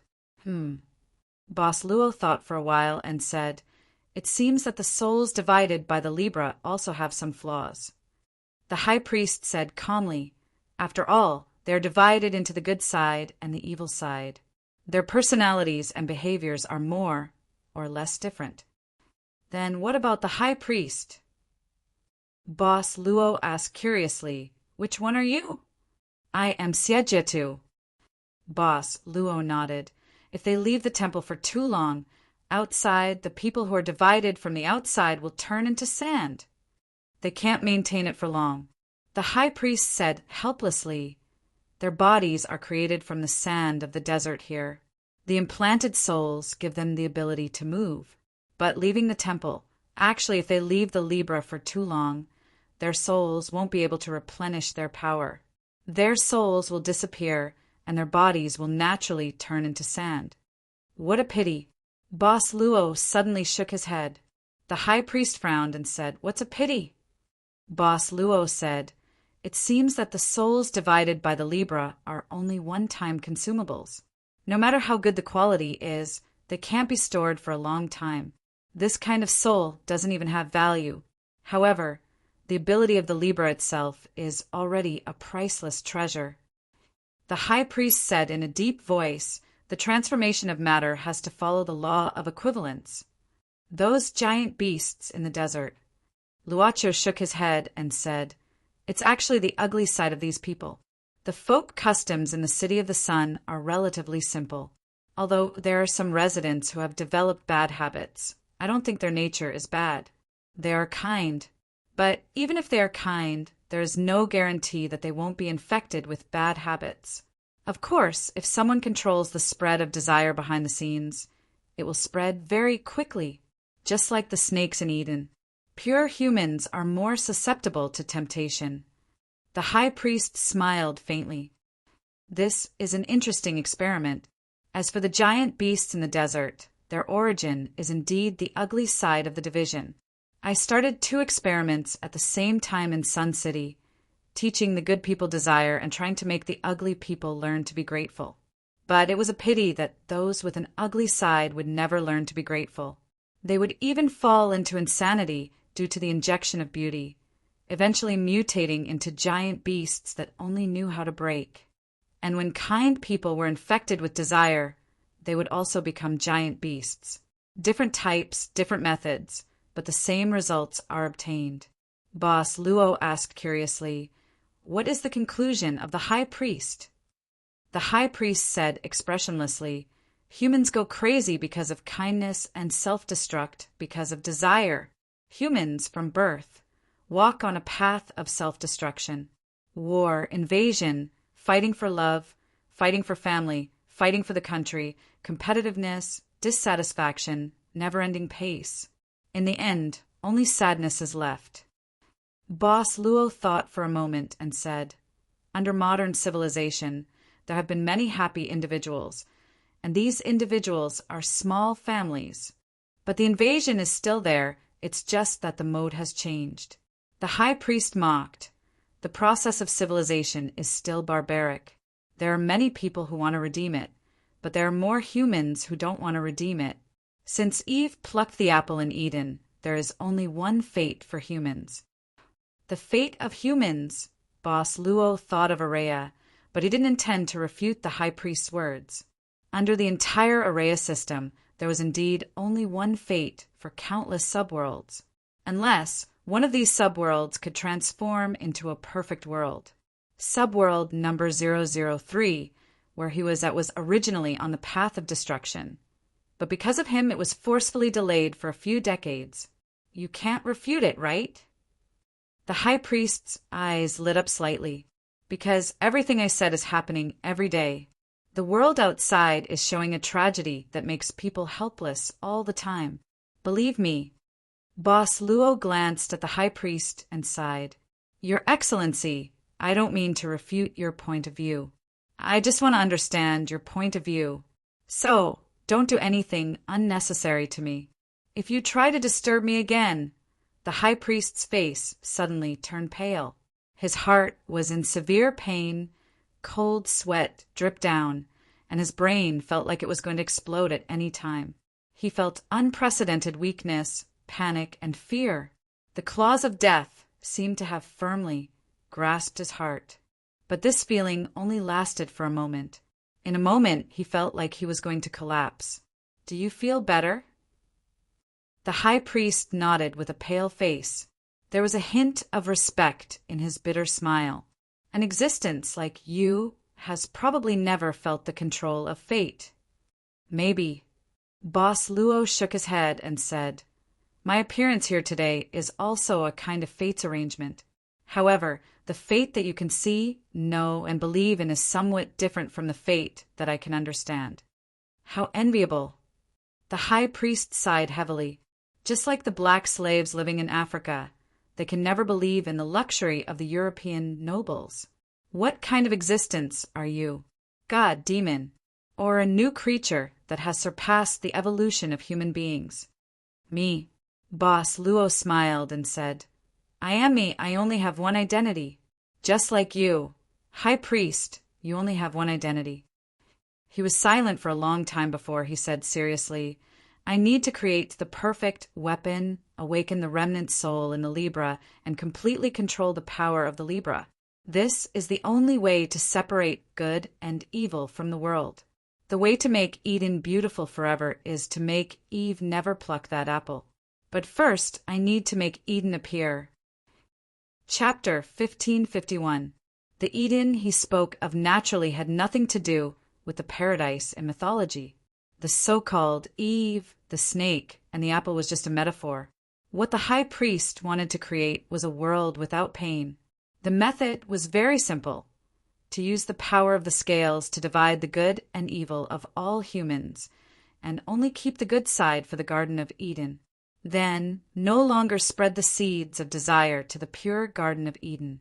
Since he had done experiments to spread the seeds of desire, He naturally did experiments to not spread the seeds of desire. The entire Sun City was his huge testing ground. Is there any result? Luocio could not help but ask curiously. The high priest knew what the other party was asking, and at this time there was a hint of pride on his face that could not be hidden. Faith. Crisis. Productivity. Well, continue. Boss Luo nodded. At this time, the high priest seemed to have been approved by his boss, sitting at the desk, and said with a smile of exultation that only faith can become a shackle in people's hearts that will be full of reverence for the gods. So they will not easily be happy with this boundary between humans and gods. Crisis. Crisis is an external factor that ensures the condensation of their faith time and time again. Humans cannot be at ease, but unprecedented crisis can make them completely united. Finally, productivity. The higher the productivity, the easier it is to become a hotbed for the breeding of desire. Sun City? Boss Luo thought for a while and nodded. This is the reason for the strange ecological environment of Sun City. Why do we need to bring out royalty if only faith is left? Shouldn't loyalty be higher? The high priest smiled and said, After all, this is only a model before the final goal. I need to collect data on the formation of royalty and try to avoid its appearance before the next experiment. In the next Sun City, there will be no more royalty. Luocio said non-committally, if only the theocracy is left, the moral requirements for the theocracy can probably be described as just harsh. This is a long process, the high priest said in a deep voice.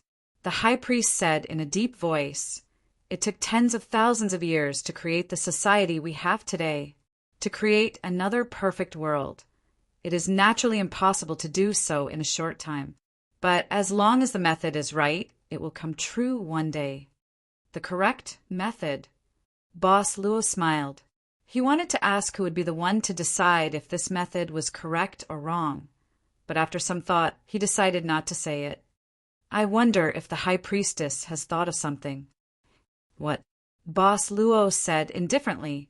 Your Excellency, have you ever thought about whether the scale in your hand has the ability to divide the good and evil of all humans in the world? The City of the Sun may be able to, but when compared to thousands and tens of thousands of times, does it have enough ability? Sure, the high priest said confidently. This Sun City was not as big as it is now. In my first experiment, Sun City was only the size of a manor. But with the increase of residents here, the scope of Sun City is constantly expanding. Now, Sun City has a population of more than 200,000 people, which is the current scale. Boss Luo said, It seems that there is still one thing that you did not lie to the princess, and that is the people in the pool are indeed used to provide energy to stabilize this space. However, they are not the evil side, but the true body. The high priest was silent, but he subconsciously looked at Yamanlana, who was behind him in the shining shackles, and he didn't know if she was alive or dead. Your Excellency, Boss Luo called the high priest back and looked at him calmly. When all of this is realized, please tell me, how can you ensure that, as the creator of all of this, you, who is like a creator in this new world, how can you ensure that you will not develop desires? After all, compared to the long process of self-destruction that occurs after a human develops desire, a creator will self-destruct faster after developing desire, right? I am ready. The high priest was silent for a moment, looked at Boss Luo and said word by word, I am ready. After this, there will be a just and self-disciplined God. Luocio opened his mouth, then nodded. I see. I can feel your determination. Your Excellency, may I ask, is there anything I can help you with? The high priest frowned and said, You can't help me. The price you have to pay for helping me is to take away the Libra and my materials. After losing these things, I will have nothing. What you can do is to stand by and do nothing. He really considered a lot. For example, he had already thought that even if the world could really divide good and evil through the power of the Libra, could the power of the Libra also divide this strange guy in front of him? If it couldn't be divided, the other party would be an unstable factor in the new world. But he couldn't say this. He was afraid that this strange negotiation would end. Luaccio shook his head. Your Excellency, I can feel your determination. But I don't see what you really want. I said, I can sell you what you really want in exchange for the libra and these materials in your hands. The high priest shook his head. I can't resist, at least for now. I don't even have the ability to protect the libra and these materials. You can take them away at any time. There's no need to say so much to me, but I won't give up the libra. I said, rules are rules. Boss, Luo said calmly, I won't steal your things. I will only trade for whatever you really want, such as resurrection. The high priest's gaze changed slightly. Boss Luo looked at him and said slowly, a true resurrection without any flaws is the original, the one who died in your arms in the war. Your Excellency, your sister, Amino. How did you know?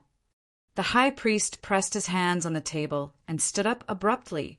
He had never lost his composure like this before. Now, he was like a mortal who had fallen from the altar and lost everything. His face was filled with panic, urgency, and fear. I will know what I want to know and also what I should know. Boss Luo said, casually, just treat it as the intelligence that a merchant should have. After all, the goods we sell are somewhat special.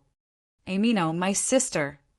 The high priest muttered to himself, as if he had fallen into a state of despair. At this moment, bang! A loud noise, a crazy roar, and an eagle-headed creature appeared.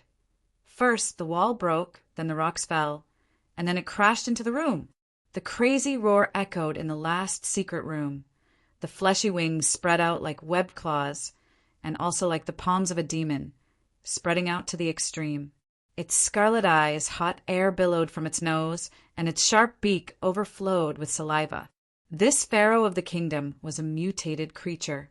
In the end, it destroyed everything, broke through all the obstacles set by the high priest, and appeared in front of the high priest. The high priest could not help but frown. He found that the moment the mutated pharaoh appeared, the mysterious young guard who was talking to him had disappeared.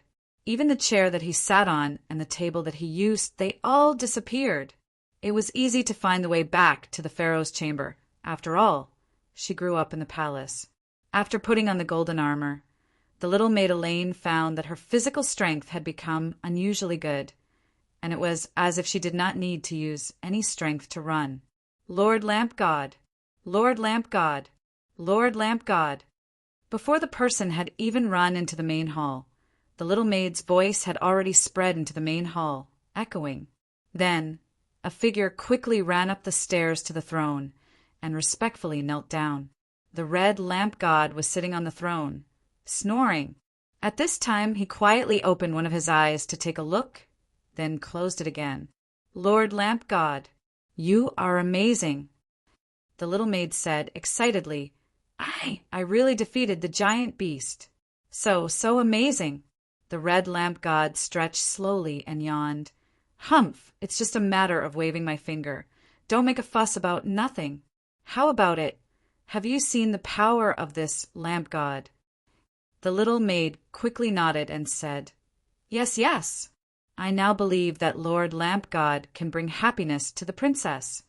Can you not mention this wish? I haven't thought about how to do it yet. Of course. The red lamp god snorted and said, It's just giving happiness to a mere mortal. It's just a small matter to this lamp god. Humph. So, how can I make that princess happy? Why does a woman want to be happy? Damn woman. This lamp god hates women the most. Lord Lamp God, what are these? The little maid Elaine pointed at a pile of things on the floor. These were all things that the lamp god dug out from the walls of the hall, and now they were piled up in a mess. It's just a bunch of junk. Don't ask about things that have nothing to do with you. The red genie could not tell what those things were. After all, it had been too long since the ancient times, and it could not recognize these things that modern people could recognize at a glance. Why didn't you stay with your princess? Why did you come back? Lord Lamp God, please destroy the giant beasts that invaded Sun City. The little maid Elaine quickly said, "If the giant beast destroys Sun City, then everyone will die, including the princess." Elaine doesn't want to see this. Looking at the little maid's tearful eyes, the red lamp god suddenly patted his head and lamented, "Do I want you to be happy or the princess to be happy? Lord Genie, I beg you to save Sun City." The red lamp god suddenly jumped up and said fiercely, "Let this lamp god tell you making your princess happy and saving Sun City are two different things. You can't treat it as one of the conditions for making your princess happy. Use the second wish for this lamp god." "All right." She didn't even think about it before she nodded and agreed. However, the red genie was not too happy about it. There was no doubt that in order to fulfill the 500 wishes, it needed a summoner who could work well with it. If it missed this little girl again, it really did not know how long it would have to wait for the next summoner. The problem was that the little girl's speed of making wishes was comparable to that bad guy's. She had used up 2 wishes so quickly. What if she made a few more wishes for the third wish? Wouldn't it have to go back to the magic lamp every day? That's not good. This lamp god hasn't had time to guide this little girl to start the plan of making 500 wishes. Wait. The red lamp god coughed twice at this time. As a lamp god who is committed to thinking for the summoner and has ideals and ambitions, I won't let you waste a wish in vain. The little handmaiden blinked and showed a puzzled look. The red lamp god cleared its throat. "I've thought about it carefully. Your first wish is to make Her Highness happy. The first step to making her happy is to keep the sadness away from her, right? Now that Sun City is invaded by Ultralisks and is in danger of being destroyed at any time, the princess must be very distressed and helpless. In this case, this lamp god can't make her happy, right? So saving Sun City and making the princess happy don't conflict with each other. They both belong to the scope of the first wish. No problem. Lord Lamp God." The little handmaiden, Elaine, suddenly put her hands together. "You are so kind. The red lamp god opened its mouth, but didn't say anything in the end. "It's too difficult for me. Then please kill all the Ultralisks outside the city, Lord Lamp God." The little handmaiden jumped up with joy and excitedly held the red lamp god's hand like a puppy wagging its tail. The red lamp god frowned, and goosebumps rose all over its body. It waved its hand to shake off the little handmaiden's hand and floated up. "Woman, don't touch me. This lamp god hates to be touched by a woman. I'm sorry. The little handmaiden apologized in horror. The red lamp god waved its hand impatiently. "Okay, hurry up and send me out so that I can destroy those Ultralisks outside. Also, without my permission, don't make a second wish. After this matter is over, I have something to discuss with you. Send you out." The red lamp god stammered. "I can't be too far away from the magic lamp. I have to at least go to the city wall. Otherwise, this lamp god's power will be affected. Oh, this." The little maid nodded and was about to pick up the lamp when she remembered what the red genie had just said. She quickly reached into the collar of her golden armor and pulled out a piece of clothing to cover the lamp. Then she picked up the lamp and picked it up. You, what are you doing?" the red genie screamed. "Didn't Lord Genie say that he hates it when women touch him? So this doesn't count as touching him, right?" The little maid replied timidly. "Genie." The red genie felt as if there were countless worms wriggling on its body. It said weakly, Hurry up and send me out. This lamp god was actually defiled by a woman." Chapter 1552. Because of the golden armor, the little handmaiden Elaine's physical strength had far surpassed the white-robed guards trained by the temple. It didn't take long for her to move the magic lamp from the pharaoh's bedroom to a place with a broad view. In the palace's watchtower, the little handmaiden held the magic lamp without blushing or panting. As for the red lamp god, it floated lazily beside her. Around her were several palace guards who looked nervous, and their legs couldn't help but tremble. They were responsible for observing the movements of the giant beasts on the watchtower so that they could send messages to the punitive army and other guards at any time. The fear at this moment was naturally because of the red lamp god brought by the little handmaiden. They didn't know and they didn't dare to ask. In fact, the situation was much more serious than they imagined. The black mass of giant beasts had rushed to the city wall. In the past, at this time, the sun god's protection would descend, and the entire Sun City would be protected and blocked out of the enchantment. But now, because it wasn't the longest day of the night, the enchantment wasn't opened. They could only rely on the city wall to resist. It wouldn't last long. The soldiers of the punitive army were fighting bloody battles on the city wall. However, the attack of the giant beasts was unusually fierce. Some smaller giant beasts even jumped over the city wall and mixed into Sun City. Since Her Highness rang the big bell, the residents of Sun City frantically fled and rushed into the shelter of the palace. But there were too many people, too many. Several giant beasts that had climbed into Sun City had bitten countless lives to death. The giant beasts had never invaded Sun City like this. Every time the night was the longest, the giant beasts would always be blocked out of the enchantment by the sun god's protection. Although they had seen the fear and ferocity of the giant beasts with their own eyes, they had never experienced the horror of the giant beasts, until their bodies were torn apart by the giant beasts and their heads were bitten off. Then their bodies turned into sand. Sand, the dead people, turned into sand in an instant. This made them even more frightened. Why did people turn into sand? It must be the giant beast sorcery. It was caused by the giant beasts. Giant beasts, horrible giant beasts. I don't want to die. Help me. Don't come over. Monster. Screams sounded. It wasn't a war, but a one-sided massacre. Lord Lamp God, is it really okay? Maid Elaine looked around worriedly. Through the monocular left behind by the princess, she saw everything that happened in the city. She even saw how people turned into sand after they died. If it wasn't for the fact that the genie was right beside her, the little maid wouldn't have fared any better than the refugees. That's strange. Turning into sand after death? What happened? The red genie didn't care much about the situation in the City of the Sun. Instead, it stared at the little maid curiously. What's going on with you? Why would the genie admit this kind of half-truth? Lord, Lamp God. The red genie shook its head and made a gesture of looking into the distance. It whistled and said, "There are quite a lot of them. It must have been hard for you to survive in such a dangerous place. These giant beasts are really kind to you. It is reasonable to say that there is no need for so many of them. I am afraid that less than 1/10 of them would be enough to destroy this Sun City several times, right? In the past, we had the protection of a true god." Maid Elaine said discontentedly, "It's just that this time the giant beast started to riot before the night was the longest." True god. The red genie sneered disdainfully. "It's hard to say whether they are gods or not.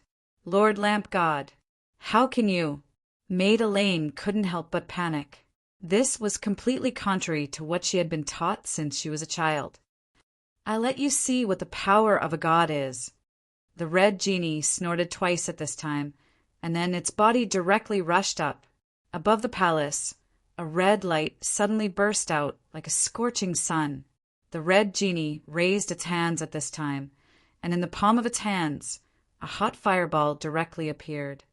"I haven't exercised for a long time. I don't want to die too soon. Ha ha ha!" The red lamp genie waved its hands and threw out the fireballs in its hands. The 2 fireballs were not so much thrown out as they were shot out. They were extremely fast, and almost in the blink of an eye, they were shot out towards the place where the giant beasts gathered outside the city wall. Boom! Boom! Boom! The falling fireball exploded in an instant. There was only a flash of fire, followed by a huge explosion sound. The giant beast's body was easily blown to pieces at the location of the explosion. Ha ha ha ha. Comfortable, comfortable, comfortable. The red genie laughed wildly at this time, constantly grabbing burning fireballs with both hands, and kept throwing them out of Sun City. Dozens and hundreds of fireballs were like meteorites falling to the ground after falling to the ground, dragging a long burning tail behind them, hitting the ground. Boom, boom, boom.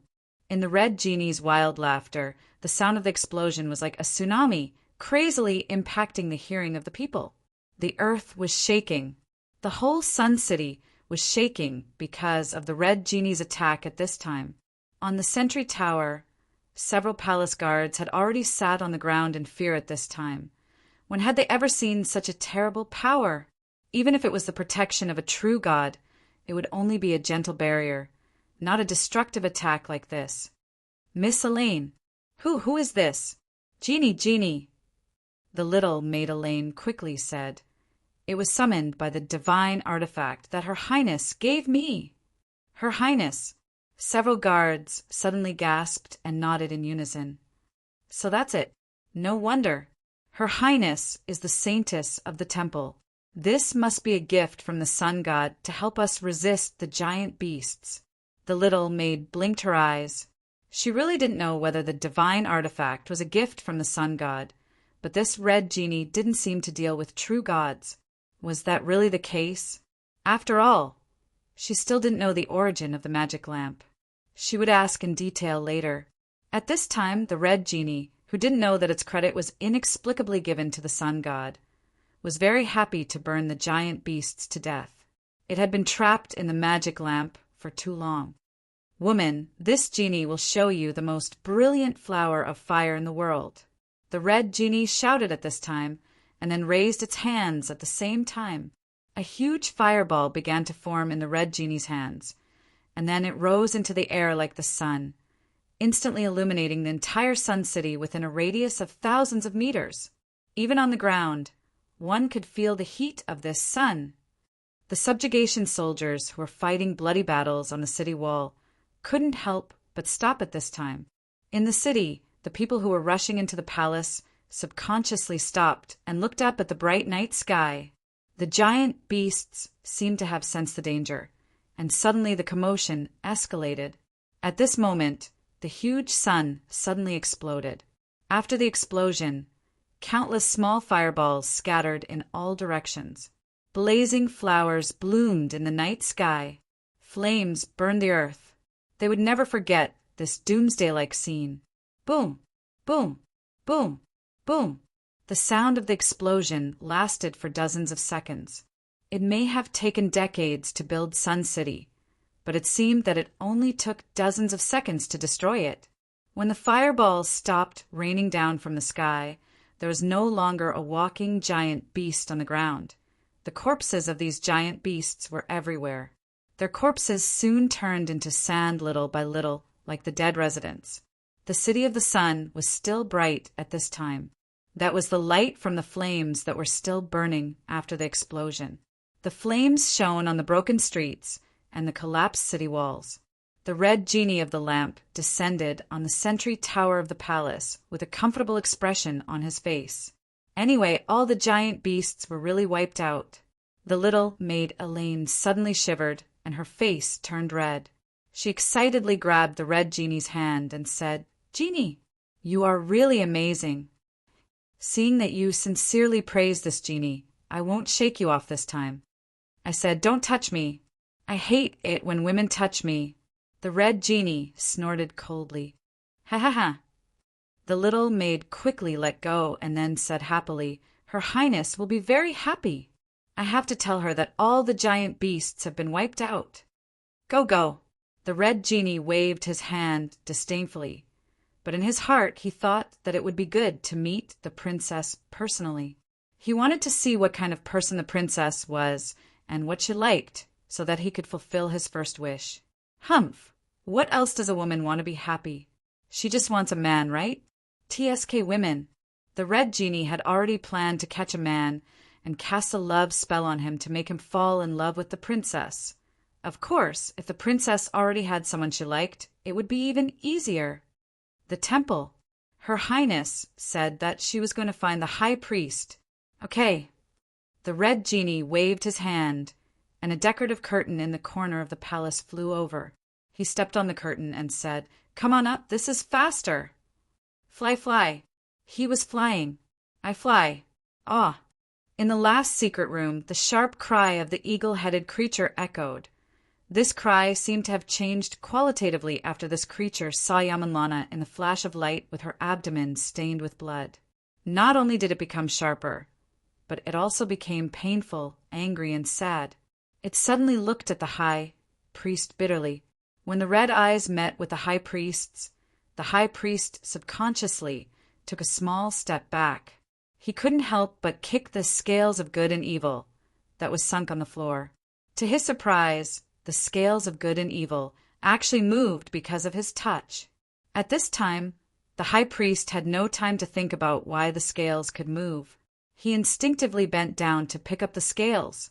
However, a huge force pushed him directly to the wall at this moment. Pharaoh, or the eagle-headed creature that Pharaoh had turned into, grabbed the high priest's neck and pressed him hard against the wall. The result of the collision was that the high priest felt like all the bones in his body were about to break. The scarlet eyes of the eagle-headed creature were still staring at him. "Yamanlana, your daughter isn't dead, yet this is just a body," the high priest said with difficulty. Wake up, come here!" With his throat being violently grabbed, not only did he have difficulty speaking, but he also had difficulty breathing. The sharp and sad cry sounded again. The eagle-headed creature raised his hand directly.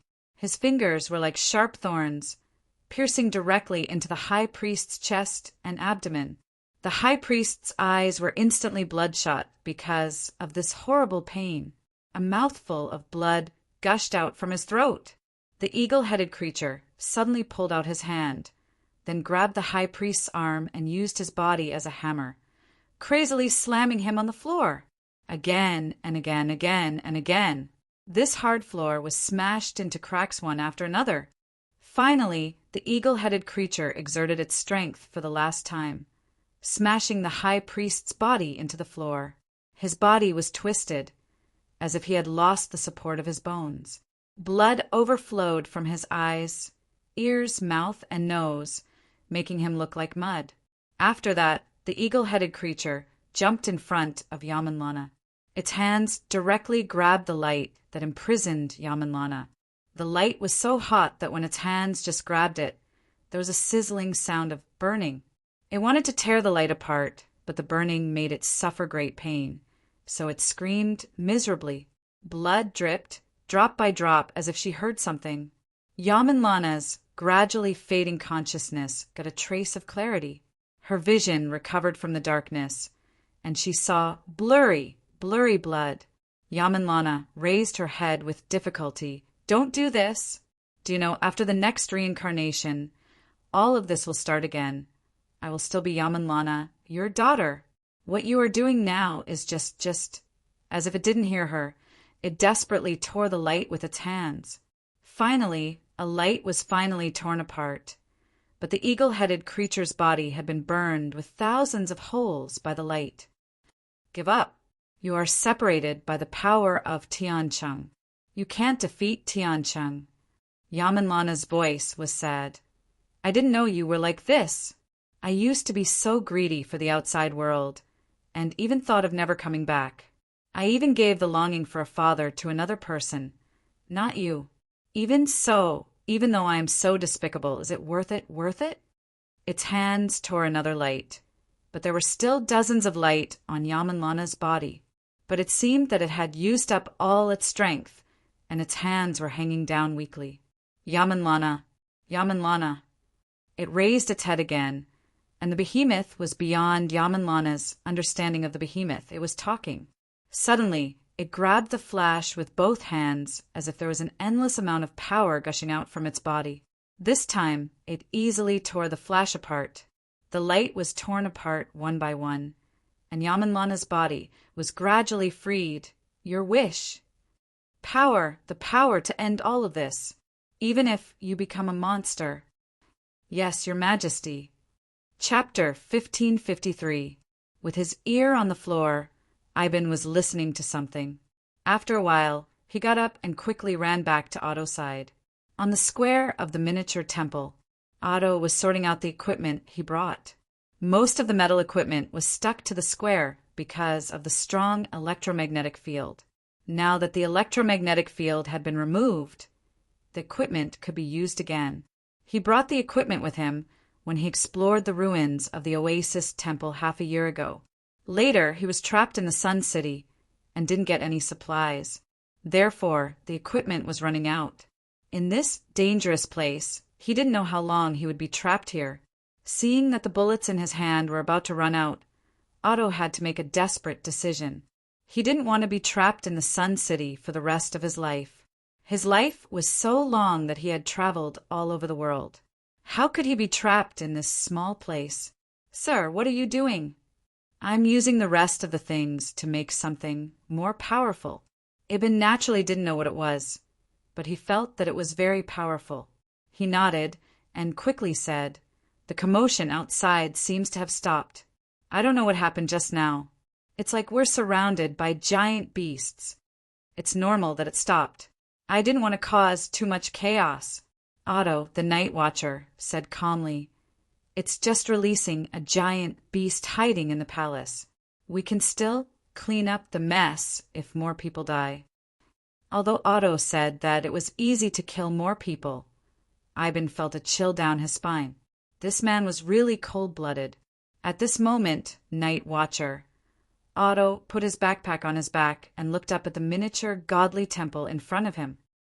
"Ivan, if you can't get out this time, be prepared to stay in this damned place for the rest of your life. What about you?" Ivan asked subconsciously. "Night watcher." Otto didn't answer. He just glanced at Ibn indifferently and suddenly said, "Did you know that you have another name? That is your original name. It's your original name." "What name?" Ivan opened his mouth. "How come I don't know? You're called Arya." "Night watcher." Otto patted Ibn's shoulder. "Just like now, he is also a guy who values money as much as his life. This Mr. Night Watchman is actually a guy with something wrong with his head." Ibn thought to himself. But at this time, a loud gunshot suddenly rang out in the spacious square. Ibn raised his hand in fright and saw a figure quickly walking into the square. It was Her Royal Highness. The princess stared at Ivan and the night watcher with a sharp gaze and said coldly, "This is an important place in the temple. Who are you people? Why are you here?" The night watcher didn't say anything. He just frowned as if he was thinking about something. Ivan was stunned, and he opened his mouth to say, You are the real princess, not the fake one. Disguise!" The princess was stunned. She frowned and asked in a low voice, "You've seen her?" "Her Highness knows about this?" Ibn immediately panicked. He instinctively felt the danger and quickly shook his head. No, I don't know anything." However, the princess fired another shot, and the bullet hit Ivan's feet. He was startled, and his body started to tremble. Breaking into the temple is a capital offense. "I will execute you too in the name of the princess." Hearing the word execution, Ivan became even more panicked. He subconsciously looked at Night Watcher Otto, but this Night Watcher didn't care at all. He just carried his backpack and walked toward the miniature temple. The princess snorted and was about to shoot again. However, Night Watcher Otto raised his arm and a cold light flashed. The divine weapon in the princess' hand was knocked out of the princess' hand. Flying, a palm-sized throwing knife had actually struck the pistol in his hand with great precision. The princess was shocked by Otto's skills and thought about what to do. However, Night Watcher Otto said calmly, "You don't have the right to execute me. I'm not from Sun City." "Then, even if I am, you don't have the right to execute me. It's not certain whether you are the real princess or not." "What did you say?" The princess frowned. Aotua said as he walked, "You didn't plan to kill us. If you wanted to kill us, you could have aimed at our vital parts at the beginning instead of warning us. There's confusion in your eyes. You're the one who wants to find the answer." "That's right. You just want to find answers. Who are you? Night Watcher, Otto said calmly. I'm just a lost person who wants to go home. There is someone here who wants to stop me from going back. I plan to kill him. Wait. The princess quickly stopped him. However, Night Watcher. Otto ignored her and walked into the miniature temple. Ivan stayed where he was and looked at the princess awkwardly. Then he stood on his tiptoes and sneaked away. From now on, he didn't plan to follow this Night Watcher anymore. He didn't see the wealth that Night Watcher promised him. Instead, he almost lost his life several times. Stay here for the rest of his life? He grew up here, and there was nothing wrong with staying here for the rest of his life. The outside world was full of temptations. He wanted to go out, but he was also afraid that he would never be able to come back. He always felt that he was a person who didn't want to leave his hometown. He always felt that there were many things that he missed in his hometown. However, in Sun City, he was just an orphan with no family. Stop! One more step and I will kill you. Bang! The princess, who had picked up the divine weapon pistol on the ground, fired another shot at Ivan. He was so scared that he quickly raised his hands in horror and said, "Why is it me every time?" "You, follow me in," the princess shouted coldly. Ivan felt that fate was teasing him, but it seemed that he couldn't escape the fate of going in. The flying curtain soon arrived in front of the temple deep in the palace and landed. The little maid jumped down and looked around. Her face was full of doubts. Why is there no one here? The lights are not on. Is it because they escaped? Woman, haven't you been here before? The red lamp god asked casually. The little maid Elaine shook her head. There are rules in the palace. We're not allowed to get close to the temple. There used to be many white-robed guards here, but now no one can be seen.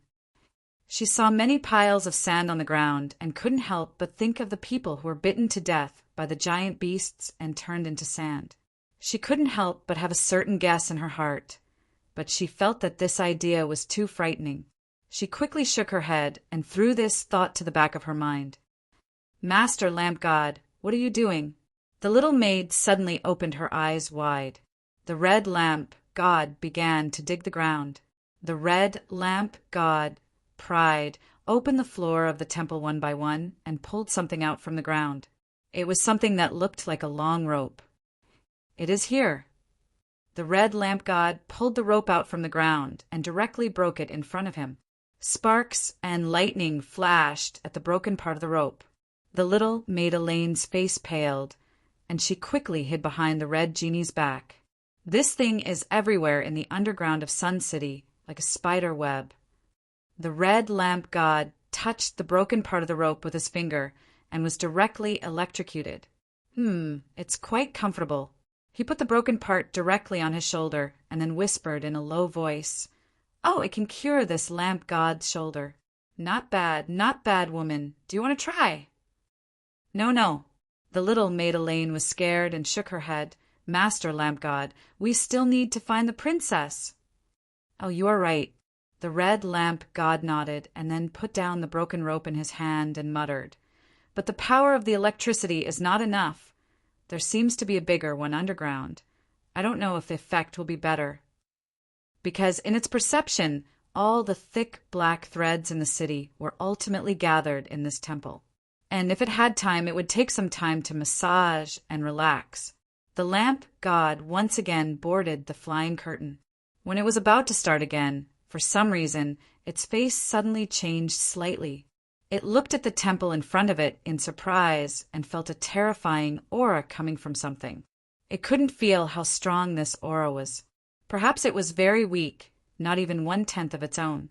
However, this aura was like looking down from the top of a pyramid, and it was the guy in the middle of the pyramid, which made it feel scared and frightened. Here it comes again, this terrifying and strange aura. Master Lamp God, what's wrong with you? The little maid asked curiously, "Why do you look so scared?" What are you scared of? The red lamp god said, "I am the greatest lamp god in the world. Yes, this lamp god is great. There is nothing that can make this lamp god afraid. Sit tight, I am going to speed up. How can I let a woman look down on me? Women. 1, 2, 3. The pharaoh with the head of an eagle and the body of a human was tearing the lights apart faster and faster. Finally, the last 2 lights that were holding Yamalana's body were also torn apart by the frenzied pharaoh. It held Yamalana, who was bleeding profusely in its arms. It did not know how to treat Yamalana, so it just covered Yamalana's abdomen with its palm.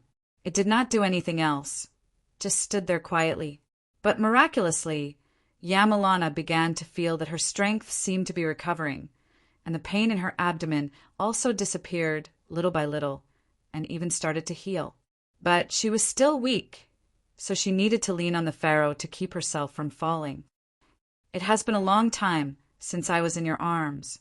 Yamalana lowered her head and murmured, How long has it been since you held me in your arms, since that night? That night, the pharaoh, who was holding the sword of the king, killed his queen with his own hands. Since that night, he did not hold her with his own hands. He said that his hands were no longer worthy of holding his daughter. He was just a sinner. Then they became estranged and quarreled every time they met. Since that night, you have become like this. Yamalana's voice was hoarse, and she held the ferocious eagle head in front of her with both hands. Even so, no matter what, I will help you recover. That is why I went to the outside world. That was why she listened to the high priest's advice and went to the world where God lived to learn the knowledge of God. After that night, the high priest appeared in front of her. Yamalana, you have to inherit the will of your mother, and like her, find a way to save Sun City in the world where God lived. She became Claudia, the adopted daughter of Professor Sieju. Every once in a while, she would go back to Sun City and bring back what she learned outside. She kept all her memories. And the other one, the one who was separated by the scale, could only keep one side of her memory every time she acted as a substitute. But now it seemed that Yamalana did not even know whether she was the real Yamalana or Claudia. Maybe in the process of changing identities again and again in the past 10 years, she was no longer the original herself. Just like the residents of Sun City, just like her father, just like the behind the scenes, Yamalana had always been playing with the high priest, serving as the material for him to make weapon. She suddenly felt that the man who fell on the ground, who was as soft as mud, was so terrible, more terrible than the giant beast outside the city. On the ground, Yamalana was shocked. She saw that the high priest, who was supposed to be lying on the ground with all his bones broken, had crawled out and crawled in front of the scales of good and evil. Yamalana was shocked.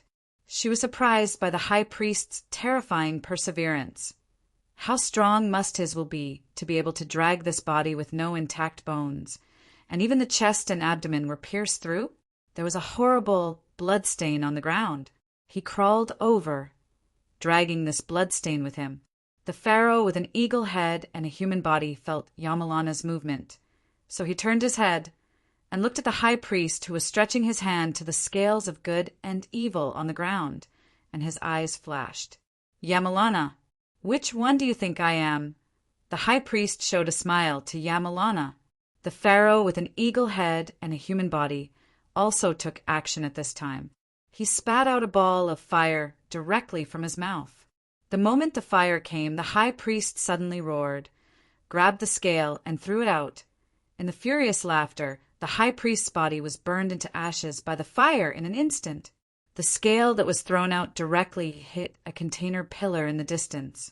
In the container, there was a human body that looked exactly like the high priest. In other words, this was the original body before it was separated by the scales of good and evil.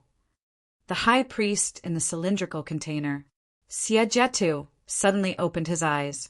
Chapter 1554. The cylindrical container began to slowly open, and white mist spread out from the container. Soon, the floor was covered with a layer of white frost. Siejetu, who was topless, walked out of the container expressionlessly. His eyes were sometimes cloudy and sometimes clear. After a few rapid changes, he finally regained his luster. The pharaoh didn't choose to attack Siegetu, who just woke up from the container. It just showed an alert posture, as if it was facing a powerful enemy. Yamanlana didn't know if it was an illusion or not, but she even felt that the pharaoh seemed to be anxious at this time. I never thought that I would wake up in this way. The voice. After waking up, the voice of Siegetu's original body echoed in the last secret room. It was less indifferent than the voice of the high priest, but it was much colder than the voice of Professor Siegetu, who was Yamanlana's adoptive father in the outside world. He picked up the scales of good and evil under his feet and looked at it silently.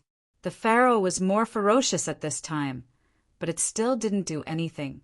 Actually, I have to thank you, Yamanlana. Siegetu. He raised his head and looked at Yamanlana with a smile. If it weren't for you, I don't think I would wake up. You? Yamanlana frowned in confusion. He said indifferently, if I didn't wake up, then it means that there is only one Siegetu in the world. You also had this thought, right? In the process of changing identities so many times, didn't you have doubts about which side of the scale you are? Yamanlana didn't say anything, but her eyes were constantly searching for something. She looked around the last secret room, looking at the containers that were filled with materials. Don't look for it. Your original body is not here. Siegetu seemed to have seen through her thoughts and said indifferently. But at this time Yamanlana showed an expression of, I knew it. Then she smiled bitterly and said self-deprecatingly, sure enough, even I am. Siegetu shook his head. The power of the scale can divide people's good and evil. The good side, the ugly side in ourselves. When we have both good and evil, we are complete. The high priest has never told you about this. That's why you think there are only two sides to the good and the evil. If that's the case, then... Yamanlana took a deep breath and asked in a deep voice, where is the original me? Is it okay? Siegetu asked out of the blue. It's called good and evil, but it's more like the materialization of two different personalities. But in the end, it's still a castle in the air without a foundation. It will constantly remind you that you're just a fake. It's better than not knowing that you're fake. Yamanlana took a deep breath, and a determined look appeared in her eyes. At least, I know that you are not the high priestess. Then, I don't have to worry about anything. Siegetu took a deep look at Yamanlana and said, you're really like your mother. Yamanlana said angrily, I won't let you leave with Tiancheng. Sun City will exist forever. I will liberate the people in the pool. The real Sun City should be endless like the sun, instead of a group of fake guys who use real people's flesh and blood as nourishment. Yamanlana, are you going to fight against me like your mother? Siegetu sighed softly. I used to love your mother so much and regarded her as my only family member. Now, I've given my love and expectation to you. Roar! Yamanlana didn't attack, but the one who attacked was the pharaoh with an eagle head and a human body.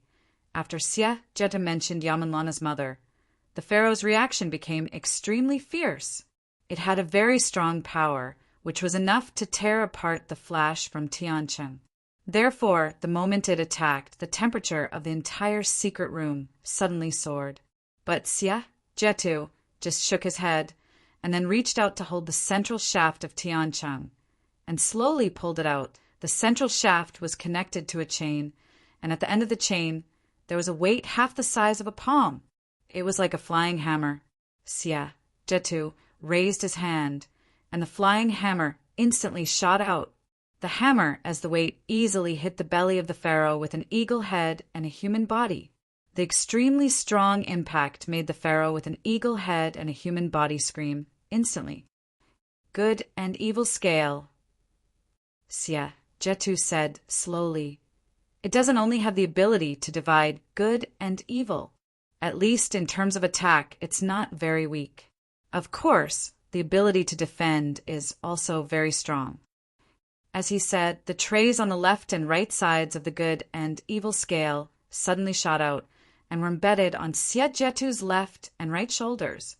Starting from his shoulders, golden scales began to appear. Piece by piece, They rapidly flipped down and finally covered his entire body. Finally, on his back, a pair of wings made of golden leaves slowly unfurled. At this moment, Xie Jietu's glasses turned into a strange green.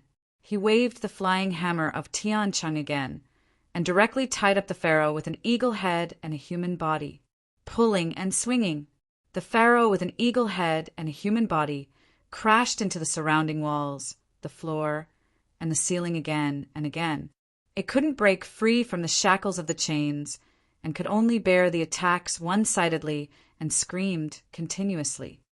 Don't think that just because you look like Horus, you are the real eagle god, Xie Jietu said indifferently.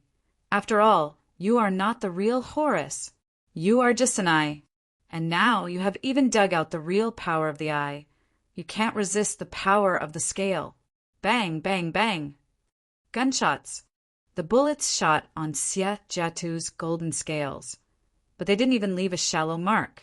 He looked back at Yamlana, who was pointing the gun at him, and sighed. It seems that there are a lot of accidents in this experiment. In this case, I can only redo everything in this experiment, including you, Yamlana. I finally understand why the High Priestess wants to replace you. Yamlana sneered. Everything, including your own dividing surface, is just a material that you can discard at any time. No, he does have the intention to replace me. Xie Jietu shook his head, but he doesn't hate me. Otherwise, he wouldn't throw the scale to wake me up. Our purpose is always the same, and he has lost the qualification to move forward. He can only give his last hope to me, even if he really wants to replace me. Yamlana didn't care about this. After quickly changing the magazine of the pistol, she pulled the trigger again at Xie Jietu. But this kind of attack was basically meaningless. It only had the symbolic meaning of resistance. Although it failed, Xie Jietu stretched out his hand and grabbed Yamlana directly in the air. But as the embryo of the weapon, you are undoubtedly the one with the highest degree of completion so far. Yamlana, your life was given by me, and now it's time for me to take it back. Yamlana couldn't help but raise her neck, as if something was holding her neck and lifting her up. She instantly showed a painful expression of suffocation. Xie Jietu sighed and turned his palm, and Yamlana flew straight to him. Soon, I will correct your wrong growth this time, and you will have a different feeling soon. Huh. The golden chain of the scale suddenly tightened in his hand. Xie Jietu frowned, but he saw that the pharaoh had stood up again. He couldn't help but stand up and even held the chain tightly, trying to tear the chain away from his body. You don't have to struggle, Xie Jietu said softly. In the next reincarnation, I will still make her fall in love with you. Here, I still keep her data. You will still meet like before, fall in love, and finally live happily together, and then give birth to a lovely daughter. The difference is that she won't be confused, nor will she become a giant beast. And you don't have to kill her with your own hands. You won't feel guilty. You will still be the pharaoh of the kingdom, and you will be the happiest man in the world.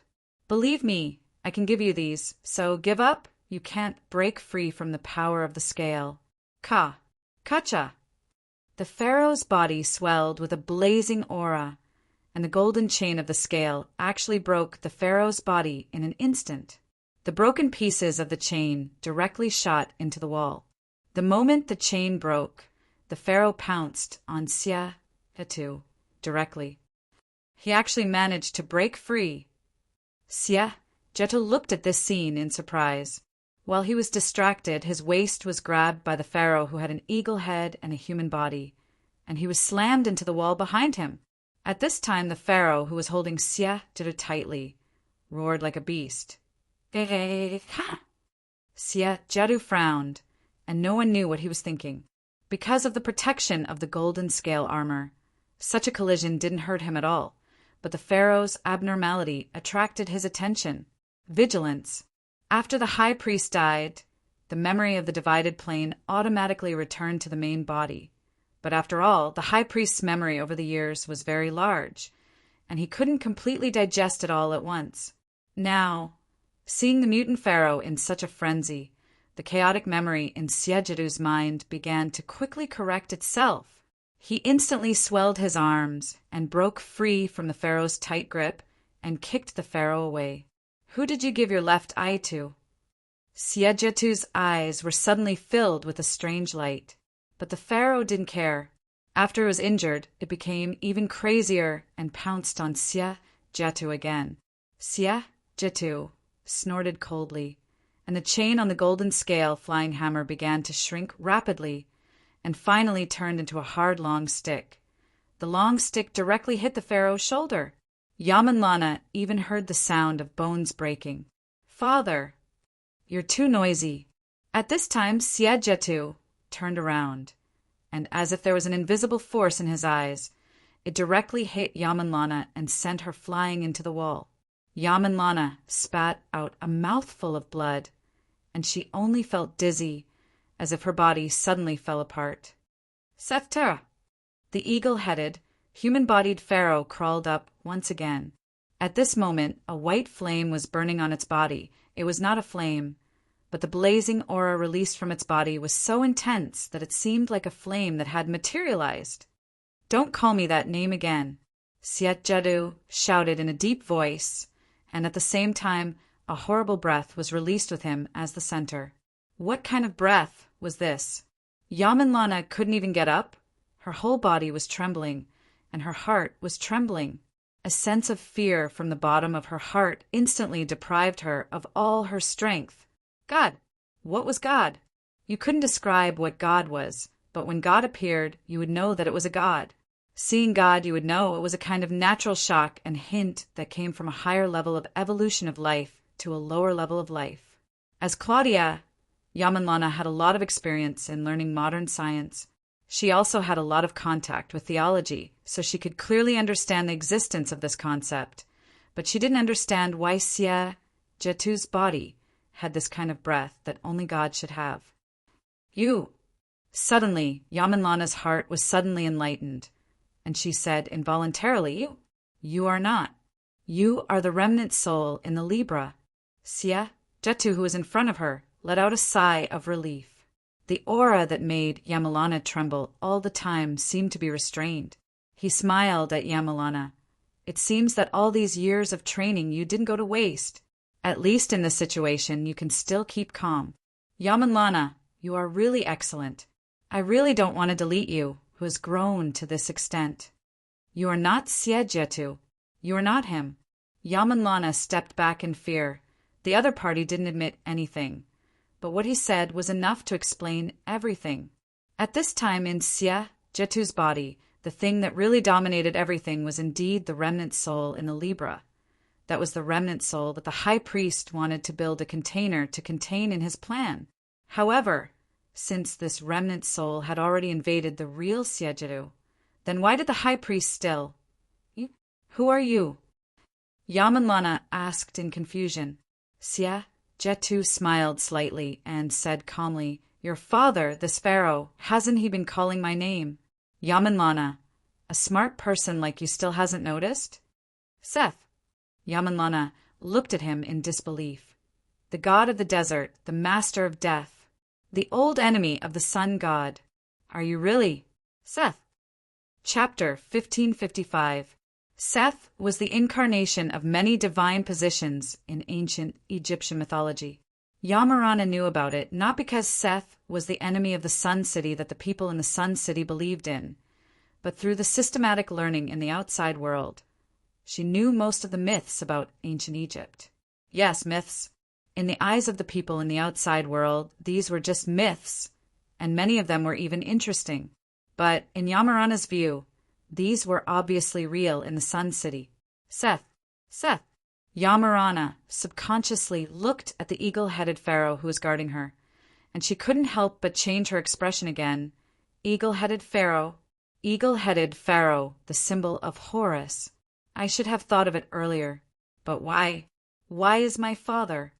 The two most important men in her life were now not only fighting to the death in front of her, but these two men were also the symbols of the two great gods in the myths, Horus, the eagle god, and Seth, the lord of the desert, who were also old enemies. Her mind was now in a mess. If you are really Seth, then what about the high priest? Siejetu? My adoptive father. Siejetu, was you pretending to be him from the beginning? This was what Yamarana was afraid of at the moment. You need to judge this by yourself. At this time, Siejetu showed an evil smile. The man who accompanied you for 10 years in the civilization of the outside world. Is he me or your adoptive father? Siejet? It's really a complicated question. And before solving this puzzle, you have to figure out whether you are Yamarana or Claudia. This is really more troublesome than the puzzle of the Sphinx. Am I right, Yamarana? No, Claudia. Oh, no, it should be Yamarana or Claudia. Yamanlana. Claudia. Yamanlana. Claudia. She couldn't help but fall into some kind of quagmire. She suddenly became absent-minded and absent-minded. She murmured the two names that belonged to her and didn't belong to her. I am Yamanlana. No, I am Claudia. I am. Who am I? Who am I? Who am I? There was no need for any physical attacks. Mental stimulation was more than enough to destroy even the most strong-willed person. Siejetu's face was full of smiles as he turned to look at the pharaoh with an eagle head and a human body. From his point of view, there was no need to worry about Yamanlana now. Her mental state was already in a state of collapse. He only needed to deal with Pharaoh who had mutated into an eagle-headed humanoid. End this cycle of error in Sun City. The Pharaoh with an eagle head and a human body had already fallen to the ground. The hammering of the golden scales sword caused him to suffer more damage than when he was hit by the flash breaker. Siejetu came in front of him and grabbed one of his wings, lifting him up. Your left eye is the source of your power. At this time, Siejetu looked at the dying pharaoh and said indifferently, without your left eye, even if your flesh and blood grew from your left eye, you are just a useless piece of trash. Horus! I am the real sun god. You are just a despicable bastard who stole my throne. With that, Siejetu raised the hammer sword in his hand again. With the support of the golden scale's powerful strength, the hammer sword easily pierced through Pharaoh's body. He threw the severely injured Pharaoh on the ground like a piece of trash, but his eyes focused because the moment he threw Pharaoh out, a few more uninvited guests appeared in the last secret room. Siejetu glanced at them and said, Are you Otto? I am more interested in you than Siejetu. As for you, your highness, how do you feel after seeing yourself? They were the night watcher Otto and the princess who came to the temple, hoping to get support from the temple. Lastly, there was Ivan. Siejetu automatically ignored Ivan. This was a guy who posed no threat. Night watcher. Mr. Otto didn't say anything. He looked back and forth in the last secret room. He saw an eagle-headed creature on the ground, and he knew that this creature was mutated by Pharaoh. Otto had seen this Pharaoh more than once during the half-year when he was hiding in the City of the Sun. As for Yamanlana, who was sitting on the ground and had lost her ability to move, Night Watcher, Otto wasn't surprised when he saw her. He even killed his clone without any hesitation. Of course, he wouldn't care that a princess had a clone. He didn't care, but it didn't mean that the princess who came in with him didn't care. The princess instantly frowned, and her face became serious. Chief Priest, what is going on here? The princess's voice sounded a bit low and depressed. At this time, Siejetu restrained his expression, as if he had turned back into the respected chief priest. He said softly, Yamanlana, as you can see, your clone in the outside world found this place and accidentally broke into the Oasis Temple. I think there were some mistakes when we exchanged memories last time, so she remembered something. She became crazy and wanted to destroy everything. You know, your clone is the evil side of Libra after all. How could that be? The princess shook her head. High Priestess, we have been conducting a psychological assessment of Claudia all this time. She is an evil entity with a split plane, but all the education she has received over the years has taught her how to be a kind person. She has been kind all these years, and she didn't have any evil thoughts in her heart. It is impossible for her to suddenly, because she knew everything. Xiahou said indifferently, "You should know that the truth is so cruel to her. Yamanlana, I am the same as you. We are the culprits who caused this tragedy. We are the ones who drove Claudia crazy. We." The princess's face was slightly pale at this time, and a trace of pain flashed in her eyes. "That's right, we," Xiahou said softly again. "We should atone for our sins, Yamanlana. And now, the best way to atone for our sins is to make Claudia's pain disappear forever." Disappear. The princess subconsciously looked at Claudia, who was sitting on the ground in a trance and completely immersed in her own world. Make her disappear. That's right. Yamanlana, we don't need two of you. Xiahou reached out to the princess and said softly, "You are the perfect one. You are the kind one. You can become the perfect weapon. Only you can really save Sun City. Come to my side. Together with you, I will release her from this pain with my own hands." The princess slowly walked forward and then stopped. Under the influence of a strange sound, the princess abruptly stopped in her tracks. The source of the sound, the carbon fiber black knife in the hands of the night watcher, hit the floor. It wasn't simply slapping the floor randomly, but it had a special pattern.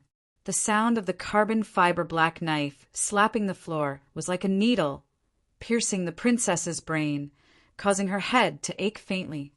"What is this sound?" Xiahou looked at Night Watcher Otto with a cold light flashing in his eyes. The Night Watcher, Mr. Ao Tuo, said calmly, "This is a technique to control the voice. It comes from a mysterious family in a country in the Far East. It's not very useful, but it's good to calm people down, especially when they are upset and easily confused." The princess was shocked. She knew that her state just now was obviously abnormal, and she couldn't think on her own. "High Priest, you hypnotized me?" She found that there was a rising anger in her heart at this moment. She trusted the man in front of her so much. "I'm just guiding you to make the right choice and saving you time to think and hesitate," Xiahou said indifferently.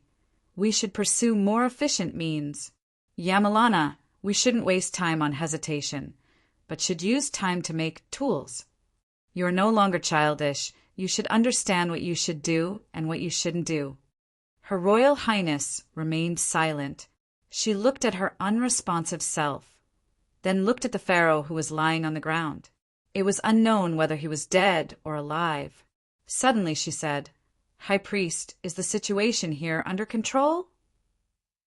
Although Xiahou was a little surprised by the princess's question, he still nodded. The princess then said quickly, "The giant beasts in the desert have rioted, and now they are charging towards the city wall of Sun City. Without the protection of the enchantment, the city wall alone can't stop the giant beasts. So please open the enchantment as soon as possible. Let's talk about this after the crisis is over." Giant beasts rioting? Xiahou couldn't help but frown. In this last secret room, it was completely isolated from the outside world.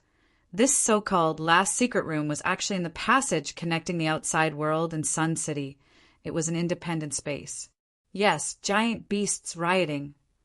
The princess said anxiously, "Please open the enchantment immediately. Otherwise, the entire Sun City will be destroyed. Then our hard work until now will be destroyed." Xiahou shook his head. "In this case, let it develop naturally. Yamanlana, the power of the gods is limited. We can't continue to open the enchantment. But it doesn't matter, as long as the people in the pool are still there, we can soon rebuild an identical Sun City."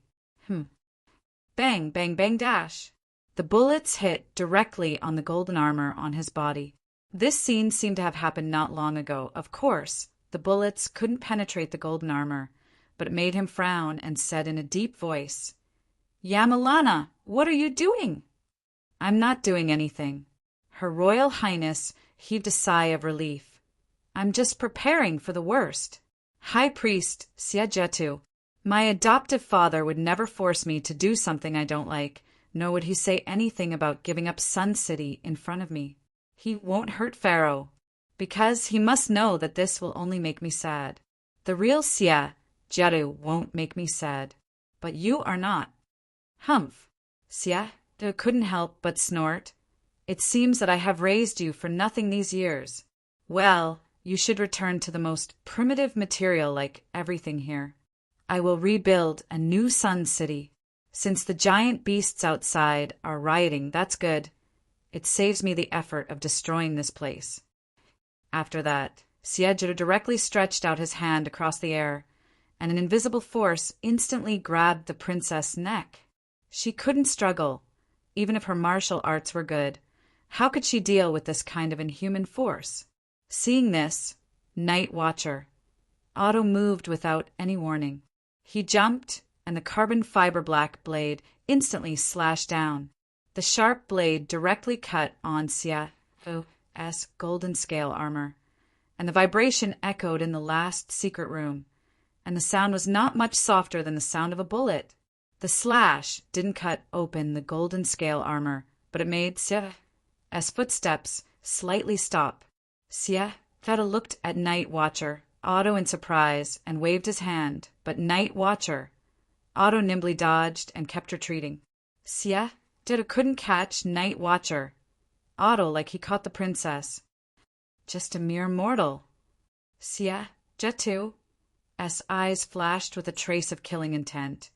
You have just lived a little longer and learned a little more, and you want to challenge the gods. Night Watcher, Otto said indifferently. I don't want to challenge the gods. After all, strictly speaking, I'm only alive because of the power of a godlike existence. I'm more in awe of the supernatural power than anyone else. But I also said that if you want to trap me in this place, I'll become crazy. You will never understand what a crazy person wants to do. If I'm crazy, I'll even dare to kill the gods. Whether I want to kill them or not, I'll decide after I do it. Humph. Sia sneered. The difference between gods and humans is that humans can never kill gods. Gods, on the other hand, can kill humans with just a flick of their fingers. Otto, I'm only interested in you because of the so-called genie that gave you immortality. It seems that this genie's power is not bad. The efficiency of humans working for me is too low, and this genie seems to be okay. If you are willing to bring the genie to me, I can consider letting you regain your freedom and let you go back to the outside world. Hearing this, the princess couldn't help but look at Night Watcher quickly. She knew that this was a great temptation. Chapter 1556. Her Royal Highness couldn't even think of a reason for the Night Watcher to reject Sia's proposal. He said that what he wanted to do was just to leave Sun City. At this time, Night Watcher Otto was indeed not out of the princess's expectation. He slowly put down the black long sword in his hand, looked at Sia, who called himself a god, and said indifferently, Before I see the way out, I don't intend to cooperate with any party. The meaning was quite obvious. Sia just smiled slightly. He held the scales of good and evil in his hand and muttered something. Soon, the bricks on the wall of the last secret room began to fold and shrink one by one. It didn't look like a door. It simply looked like a gap, but it was covered with a layer of gray fog, making it look like something that wasn't safe. This is the way out. Night Watcher Otto frowned. Obviously, he was full of distrust for such a strange gap. Sia smiled casually and said, Human, I allow you to doubt, but you should be smarter and prove that this is the way out. You haven't used it, but it doesn't mean that no one here has used it to go to the outside world. Night Watcher. Otto looked at the princess without saying anything, and at the same time, he quickly thought of several possibilities. This princess, who was now isolated and helpless, was very likely to give the opposite answer, but it was also very likely that she would give the correct answer. But he couldn't grasp the authenticity of it. She would want to rope him in and say that this gap was a trap. But she also knew that this gap was a trap, but in order to eliminate a potential enemy, she had to admit that this gap was the way out. Whether she admitted or denied, she would put herself in a difficult situation. From the beginning, Night Watcher didn't trust Sia's words, and now he couldn't even completely trust the princess's words. What? Didn't you always want to leave here? Why are you hesitating? Sia smiled slightly, but there was a hint of mockery in his eyes. In this regard, Night Watcher just sneered, but he waved at Ivan. Ivan suddenly shivered, and the cunning and witty Ivan immediately understood Night Watcher's intention and instinctively shivered. This guy wants me to go scout. I'll die. Sir, I'm so loyal. Ibn instantly put on a sorrowful look. You see, you didn't give me anything, but I followed you here. You can't treat me like this. Your conscience will definitely blame you. It's fine. I don't have a conscience. The Night Watcher shrugged and used some unknown technique to appear behind Ibn in a flash. His black long sword was placed on Ibn's neck silently. Do you think this sword is sharp? Sharp, sharp. Ibn swallowed his saliva in horror. Night Watcher. Otto leaned close to Ivan's back and said calmly, Do you think it's convenient to cut off your head with this? Fong Fong. Convenient. Ibn's legs trembled even more violently. Then you know what to do. Otto said calmly, This is the way to the place beyond the desert. Haven't you always wanted to go to the place beyond the desert? Go. There is everything you want out there. Ibn's face turned pale. He looked at the sharp black blade on his neck, and a drop of cold sweat appeared on his forehead. Then he timidly walked forward to the gap in the white fog on the wall. At the same time, Night Watcher, Otto quietly observed the princess's reaction.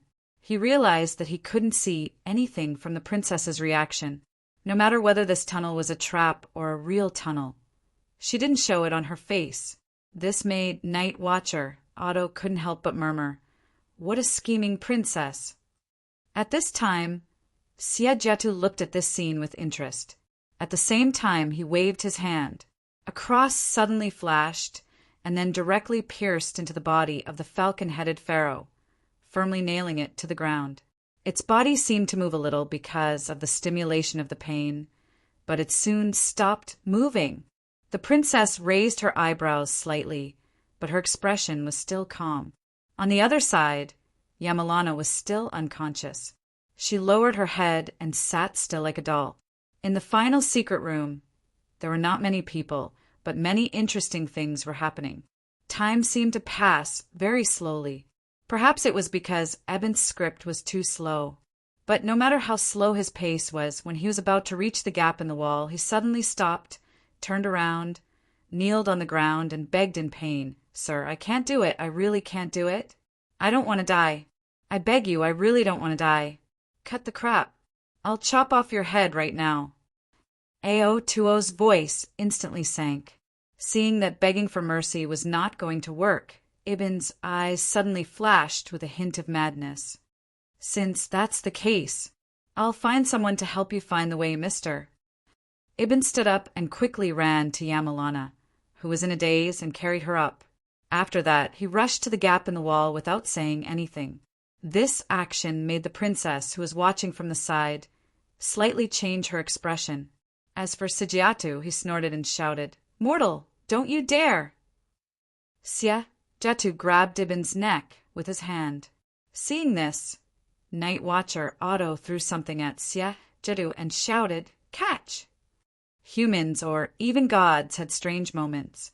For example, when they suddenly heard the word catch. Sigiatu didn't manage to grab Ibn, but he caught the thing that Ao Tua threw at him. He subconsciously opened his hand, and his expression slightly changed. It was very hot, and the thing in his hand was a bomb. Explosives, the most lethal weapon that humans had ever mastered. Explosives in the field of human science were still far from finding the upper limit. Perhaps the power of an explosion could be infinitely powerful. Of course, to make it infinitely powerful, nature would need infinite materials. What Sigiatu caught subconsciously obviously couldn't make it infinitely powerful. But who knew what kind of materials Ao Tua used to make this bomb? Boom! A loud noise. The last secret room started to shake, and a terrifying shockwave spread out with Sigiatu as the center. The shockwave directly blew everyone away, and they all crashed into the wall. They suddenly felt dizzy, and they couldn't even walk steadily. They couldn't even hear anything, and even their vision was sometimes clear and sometimes blurry. In the haze, a figure could be seen lying on the ground at the location of the explosion.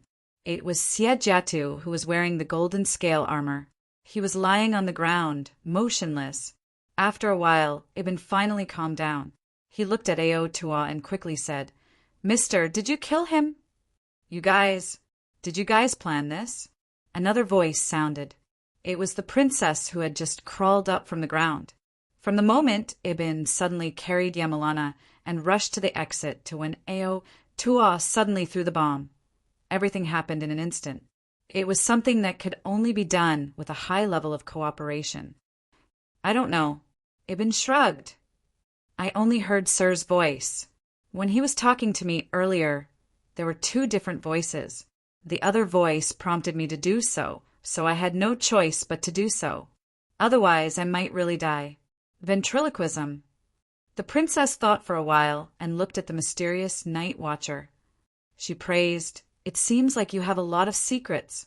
How did you know that you could use this method to find out if this exit is fake?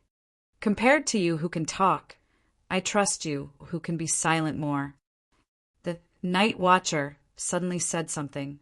However, the princess knew that he was talking about Yamalana, who was unconscious at this moment. The princess bitterly smiled and then carefully approached Sigiatu, who was lying on the ground. No one knew if the bomb really killed him. Maybe he just fainted under the protection of the golden scale armor. However, the night watcher stepped forward and blocked the princess's way with the black sword in his hand. "You want to take the scale armor, right?" The princess directly attacked, and the night watcher, Aotua, reacted quickly. After a few moves, the princess realized that she had been easily subdued by this mysterious man. It was not that this mysterious man was much stronger than her, but it was because of his terrifying skills. The princess frowned and said, "We don't know if he is dead or alive, and you are in such a hurry to have an internal conflict. We have never been in a cooperative relationship." The night watcher, Tua said calmly, "I will take the scale armor, if you don't want to have an internal conflict with me now." The princess knew that she couldn't win, so she gritted her teeth and snorted, "Let go of me." The night watcher, Tua, shrugged and loosened his hand. The princess instantly stepped back and said expressionlessly, "Take the scale armor if you want it." "Sorry for my rudeness." The night watcher nodded, and his expression became serious. He turned around and approached Sigiatu. He stretched out the black sword to open Sigiatu's arm and was ready to touch the scales of good and evil. However, at this moment, Sigiatu's arm suddenly moved. The night watcher frowned and raised the black sword to stab Sigiatu's eyes without saying anything. "I am not." Sigiatu weakly spat out a few words. Just as the black sword was about to pierce his eyes, the night watcher, Tua, suddenly stopped, and the tip of the sword almost touched Sigiatu's eyes. It was very dangerous. "You are Sigiatu?" The night watcher, Tua, lowered his voice, but he didn't move the black sword away. "Where's that guy just now?" "Seth is very weak." Sigiatu said weakly, "It's not easy for him to come out. It's just that his strength has increased little by little over the years. Sometimes it's hard for me to suppress him. The explosion just now made him consume a lot of power, so I was able to save my body." The night watcher didn't move, and he seemed to be thinking about the authenticity of the other party's words. "Are you really the high priest?" The princess walked forward. "Do you have any way to prove it?" "I can't prove it." At this moment he sighed and said, "Just like how you can't prove which one you are, Yamanlana or Claudia. Even I don't know." "How can you not know?" The princess was furious. She looked at the unconscious other self who was sitting on the ground blankly. "How can you not know?" Sigiatus smiled bitterly. Since I also became a material, it has never been me, but it is also me. It is the self that was influenced by Seth and seduced and hidden in the bottom of my heart. The princess looked at the night watcher subconsciously, and she found that the other party was also looking at her at this time. They both read the doubts in each other's eyes. I have been searching for the meaning of life, Sigiatus said weakly but slowly. I can't remember which year it was. I saw famine, corpses floating on the Nile River, vultures standing on the floating corpses on the river, and the sky was gloomy as if it was telling something. Haven't you found it already? Night Watcher, Tuah said calmly. It is here, in this city of the sun. He seemed to not hear it, and his voice became slower and slower. After I came here, this place was a barren land. Only the temple, only this thing standing in the sand. I don't know what this is. At that time, I didn't have enough knowledge to understand everything that existed here. I just found the scale in the temple, and on the scale there were two different things. What are those things? The one who asked the question was not Tuah, nor the princess, nor the other one who was not in his right mind, but Ibn. He saw that the princess and Tuah were looking at him, so he immediately shrank his neck. Horus left Sigiatus said in a low voice, and Seth's. He didn't continue, and his voice stopped there. But Ibn, who was hung there, felt very uncomfortable, and he couldn't help but ask curiously, and Seth's what? It's his penis. The one who answered was Night Watcher Tuah, and he said calmly, according to legend, there was a battle between Horus and Seth that lasted as long as 80 years. In the battle, Horus pulled out one of Seth's testicles, and Seth dug out Horus' left eye. In the end, the battle ended with Horus' victory. Ibn couldn't help but open his mouth, and he looked at the extremely weak Sigiatu with a strange expression. He didn't know about the high priest, Sigiatu, and the like, but he knew that this guy called himself a god. Well, this guy had one of his testicles pulled out by the sun god. So didn't that mean that this guy was a lone testicle warrior? Ouch. God. It's so *king painful. Chapter 1557. Ibn subconsciously clamped his legs together. For some reason, when he looked at Sigiatu again, there was a trace of sympathy in his eyes. But sympathy was sympathy. He quickly looked around and finally picked up a stone from the ground. Self-defense. And then Otto shook his head at this moment.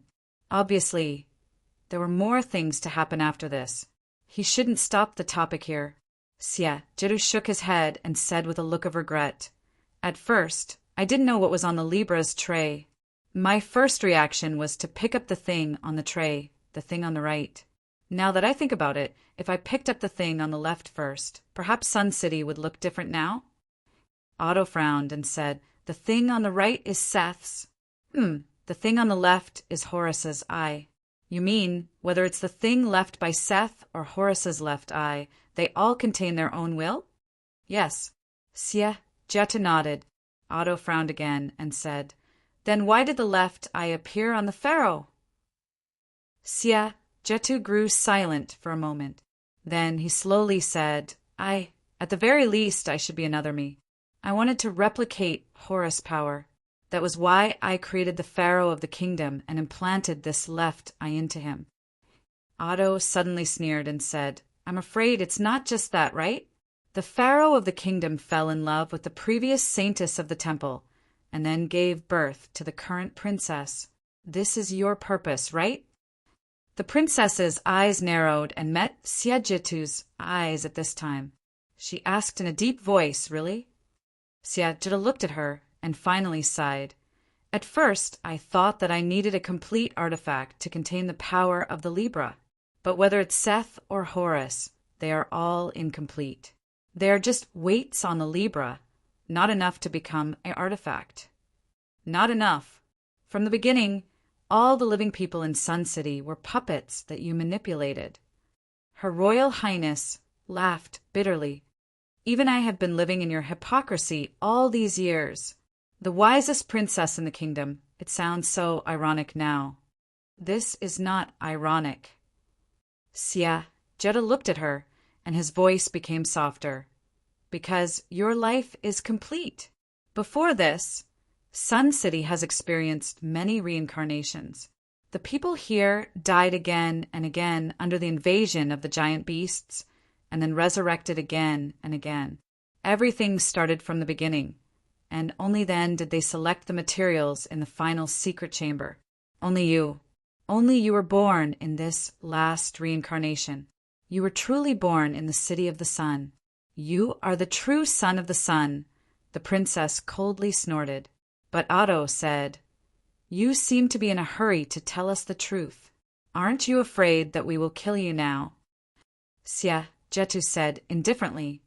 Perhaps it will come out again soon. Over the years, the amount of time I can stay awake has been decreasing, and the things I can leave behind are also decreasing. If possible, I hope to be able to rest in peace. I am too tired. After more than 600 years of wandering, I just want to find a place where I can sleep in peace. Immortality is not as beautiful as it seems. When you come back after enjoying the prosperity of the world, there is no one who can accompany you all the time. What's wrong with immortality? I think about it every day. The one who said this was Ibn. He muttered these words in a low voice, but it was quiet enough here, and his murmur could be easily heard. Otto, the night watchman, glanced at him expressionlessly, and Sietetu also glanced at him casually. Just take it that I am tired of living. Sietetu smiled, but his expression was lonely and sad. Then he said self-deprecatingly, Perhaps when the real death comes, I will naturally regret it. After all, this is the human heart. You have to act quickly. I feel that it will wake up soon, very soon. Mr. Otto's gaze tightened, and he gently raised the black knife in his hand. At this time, the princess hurriedly stepped forward. Wait. Where is my original body? Jetta looked at the princess and couldn't help but ask, Do you want to live as Claudia or as Yamanlana? The princess said without hesitation, I am the princess of the city of the sun. Sierra looked at her deeply, and then whispered, Underground there is a secret room under here. Listen, there are 2 rooms inside. You can only open the one on the left. You absolutely cannot open the one on the right. This is my last advice to you as a father, my princess. So, under Jetu's guidance, Otto found the mechanism to open the secret room below, and he also successfully learned the way to leave the city of the sun from Sieje. At this time, Siejetu slowly closed his eyes. He put the scale aside, then lay down and crossed his hands on his chest. Finally, please bring death to me. No need to hesitate. I think you don't have a second bomb, right? Otto directly raised his knife. If it was something else, he would obviously hesitate, but if it was just to kill a person, there was no need to hesitate. To eliminate the potential danger directly, there was no need to think more. Wait. But at this moment, the princess suddenly reached out and stopped Otto, the night watchman. Mr. Otto frowned.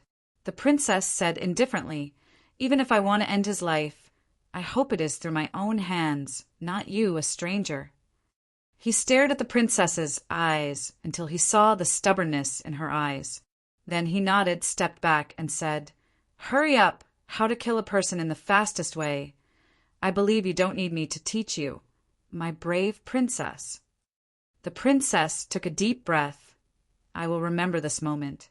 Although the situation forced me, I will remember you. Remember the guy who forced me to kill my adoptive father with my own hands. This humiliation will accompany my life forever until I kill you. I just want to leave this place. Otto said indifferently, You are welcome to take revenge on me at any time. If this can be one of the motivations for your survival in the future, I will be happy to. The princess turned around angrily, slowly walked to Jetu's side, squatted down, and gently pressed the pistol against his forehead. She stroked his cheek, leaned close to him, and whispered, Finally, do you have any last words to me? Jetu didn't open his eyes. He was quietly waiting for death as if he had nothing to worry about. At this moment, Her Royal Highness clenched her teeth and pulled the trigger. In the last secret room, the moment the loud gunshot rang out, Her Royal Highness abruptly stood up. With her back facing Otto and Ivan, a drop of tear silently fell down. Otto took 2 steps forward and glanced at Sieje. The bullet undoubtedly penetrated Siejetu's forehead, and a finger-sized hole was slowly bleeding.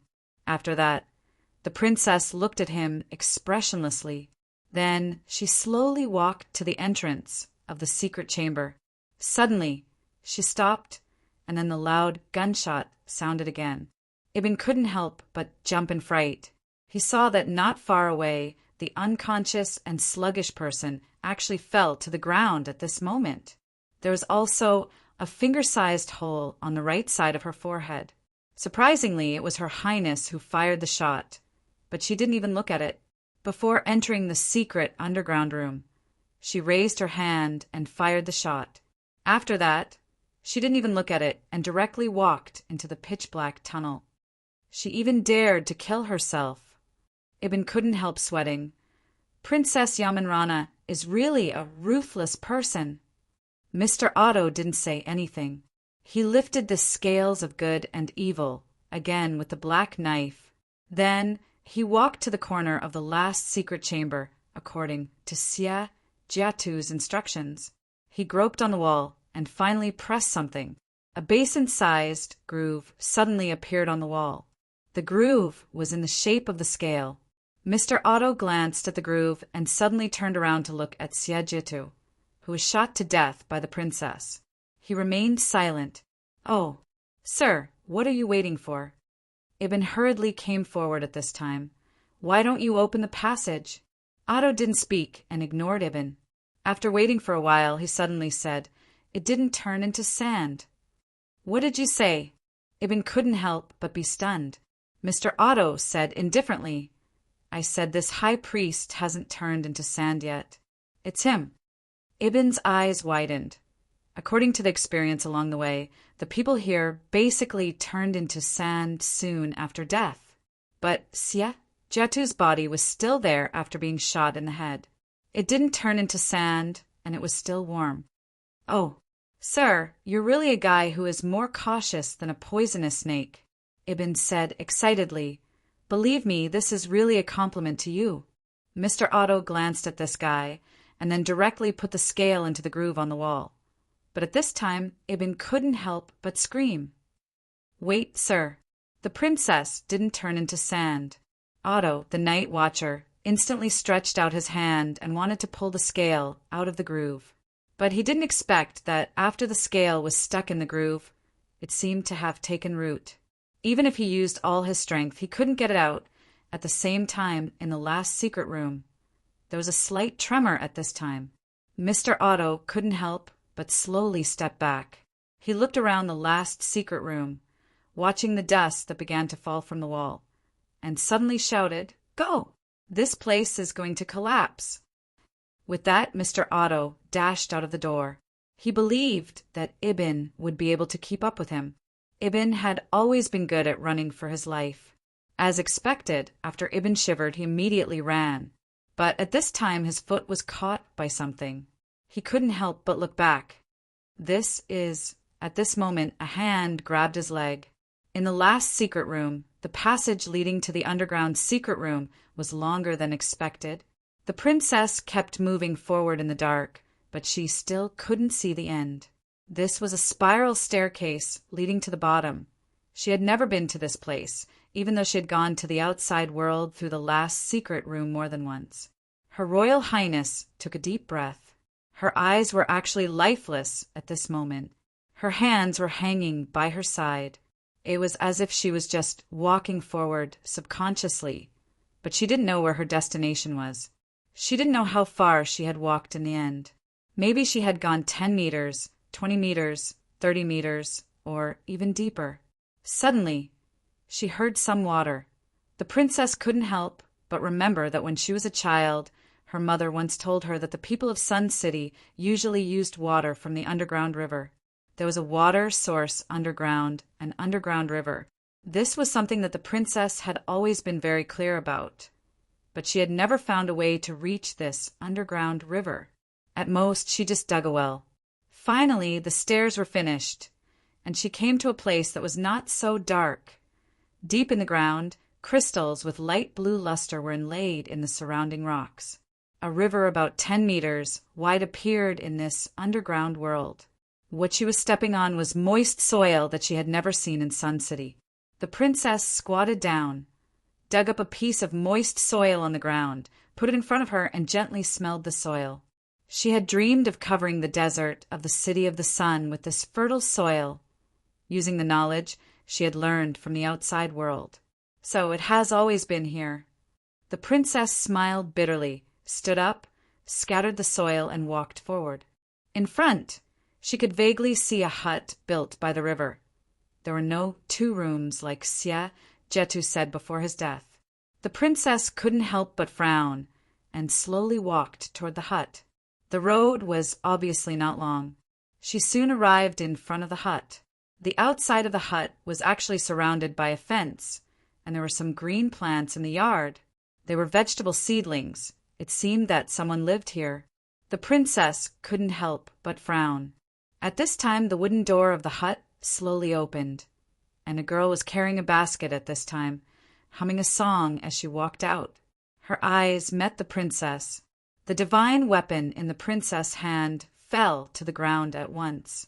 She looked at the girl carrying a basket in front of her, and her voice trembled. "Mother, Queen, the last secret chamber." Ever since Mr. Otto and Ibn escaped, the place began to collapse. But the collapse was not what Otto had imagined. Only the wall began to peel off. But even so, huge chunks of bricks were still falling down. The pharaoh of the kingdom was dying, and the blood that flowed out had dyed the ground red. Suddenly, the blood began to shrink little by little, and finally flowed into his body. Facing death, he suddenly opened his eyes. A young man in the palace guard uniform was standing in front of him, Boss Luo. "Before your wish is fulfilled, please continue to gallop," Boss Luo said softly. "Eagles should soar in the sky, my majesty." At the same time, lying not far away, Siejetu, who was supposed to be dead, suddenly opened his eyes at this moment. His body began to mutate. Just like the pharaoh of the kingdom before, his body began to crack, as if something broke out of this layer of skin. It was a huge creature with a jackal head and a human body. Chapter 1558. Hurry, hurry up, Ibn said in horror as he walked. He was even carrying a person on his back. The princess. No, it was Yamana who was shot by the princess. Why are you still carrying her? Otto, who was leading the way, couldn't help but ask with a frown. She's not dead. She's not dead yet. Ibn gasped and said, but it seems like she's about to die. She can't open her eyes, and she can only grab me with her hands. Otto glanced at Yamana's wound and shook his head. Even if she's not dead, she won't live for long. There's no medical condition here to save her. Put her down, or it will slow us down. I want to try. Ibn shook his head. If she really dies in the end, I'll put her down. Up to you. But even so, Otto still slowed down his pace. It was just that inside the miniature temple, the signs of collapse were getting more and more serious. If this continued, he didn't know if he could hold on until the moment of escape. Siejetu, even Siejetu, who had regained his original nature, seemed to be calculating something. He wanted to use his own death to urge Otto to put the scale into the groove. What was his ultimate goal? Otto couldn't figure it out at all. At this moment, a huge rock fell from above, and it was about to hit him and Ibn. Otto quickly raised his black sword and planned to use the remaining chi in his body to break this huge rock.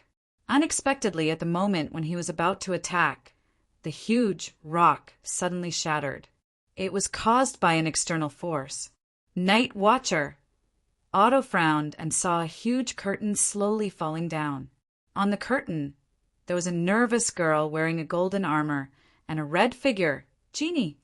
Oh, long time no see, Otto. The red lamp god. It seems that this is your summoner. You seem to be in good spirits. Ao, Tua tilted his head slightly. What's going on? Ivan opened his eyes wide out of habit. Ah, Your Highness. The little maid wearing the golden armor jumped down from the flying curtain. Your Highness! Your Highness, what's wrong with you? I'm Yelian, Your Highness. Your Highness. Lord Lampgod.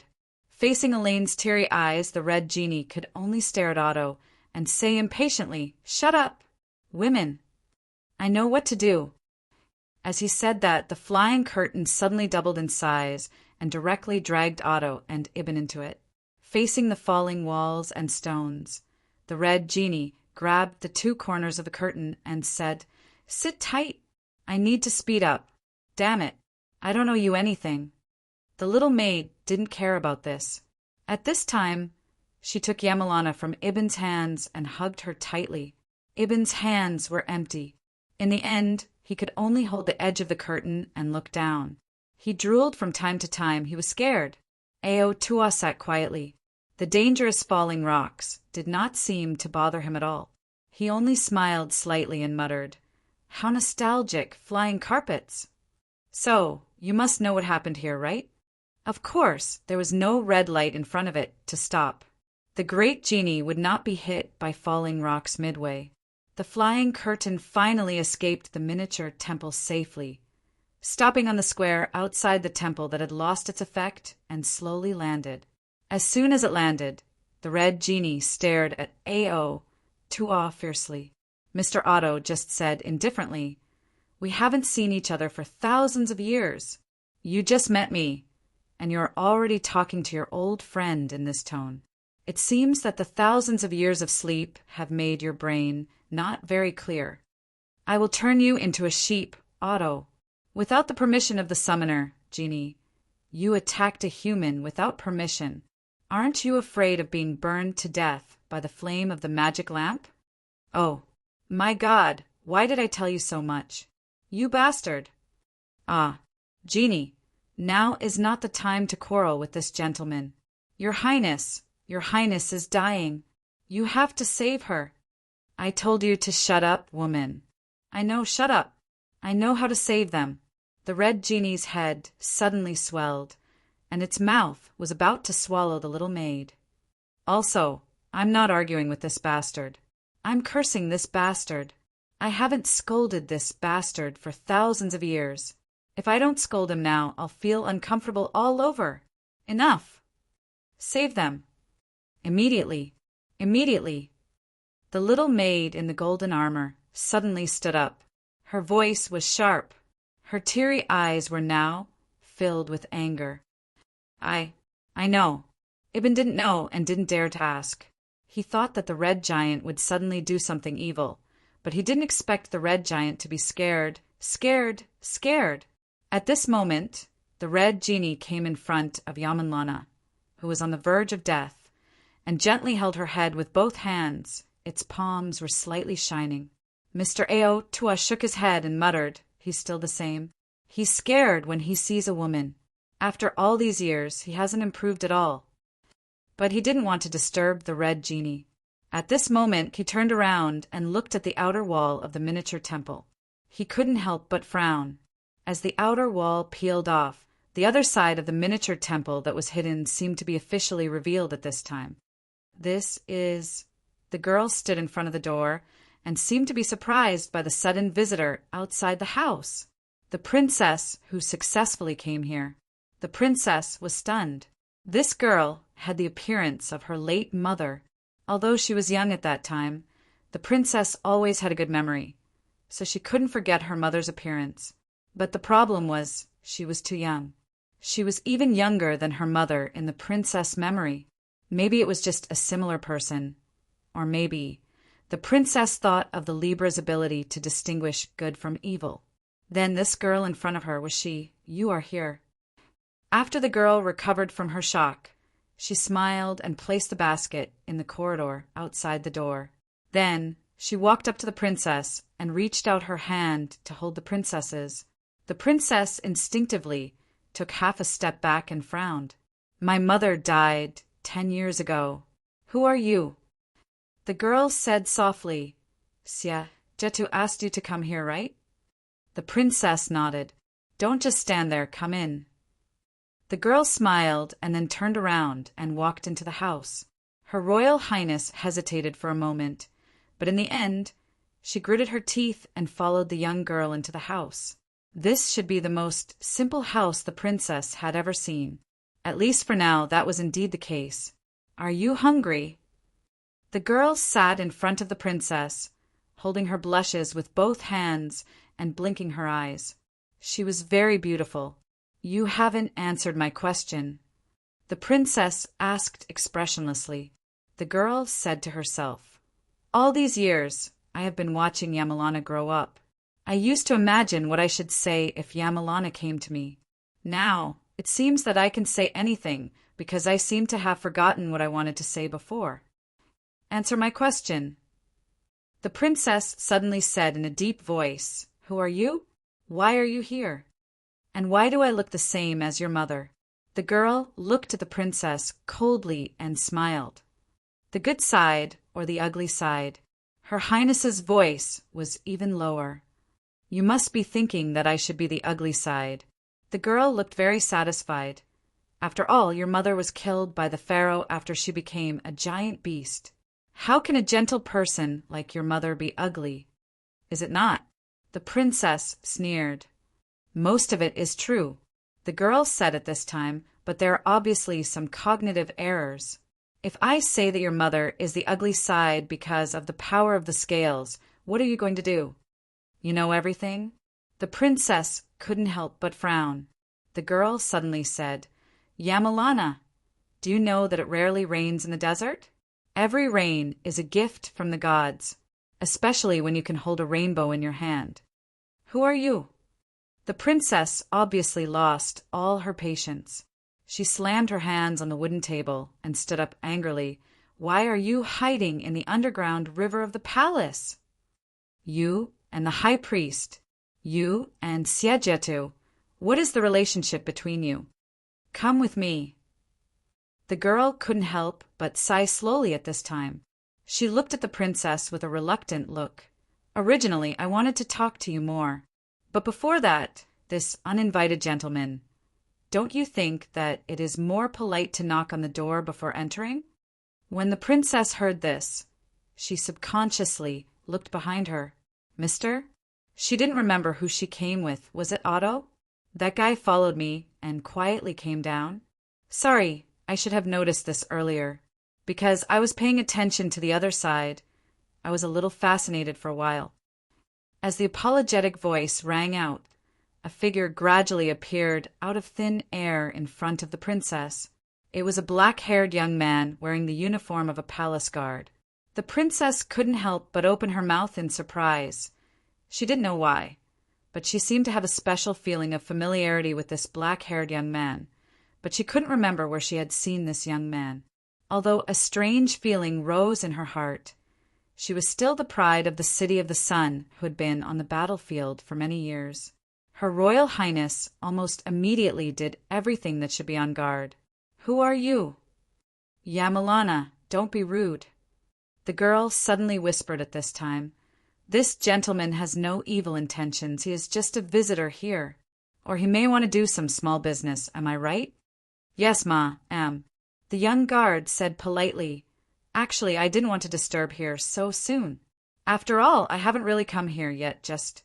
With that, the young guard suddenly glanced at the princess next to him and said with a smile, It's just that your highness told me before that she hoped that I could use my own eyes to judge the one that doesn't have me in the memory.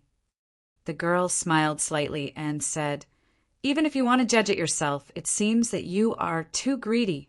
Didn't the battle between Seth and Horus satisfy you? The young guard said apologetically, This little bit of greed is already one of the few things I was born with. I hope that it can be maintained, at least for now. So, I have tried my best to be careful and not let myself get involved too much.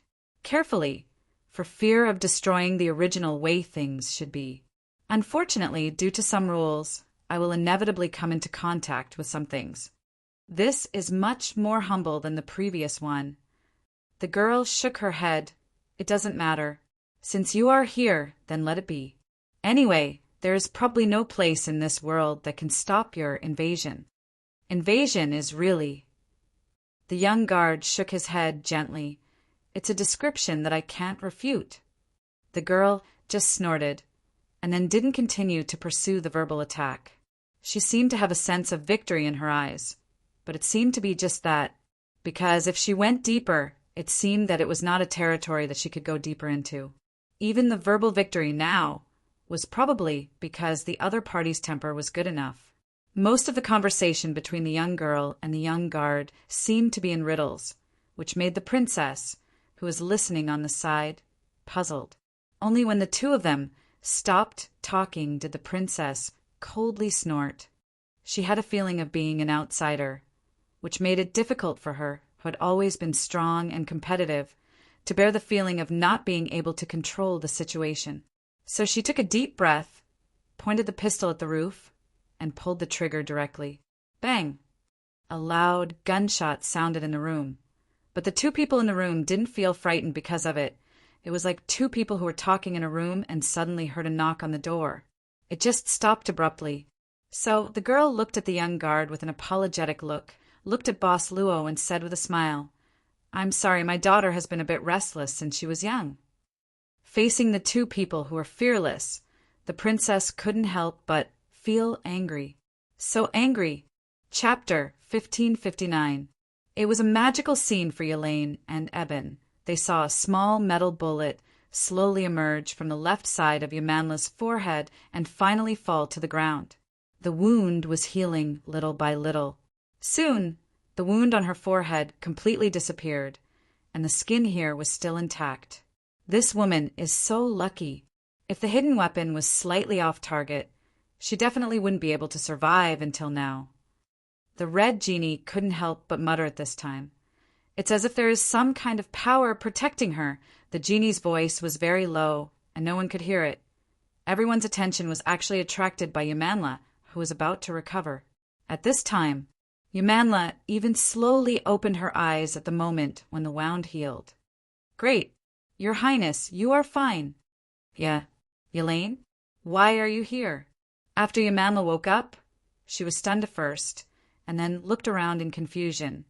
She remembered that she was facing the high priest.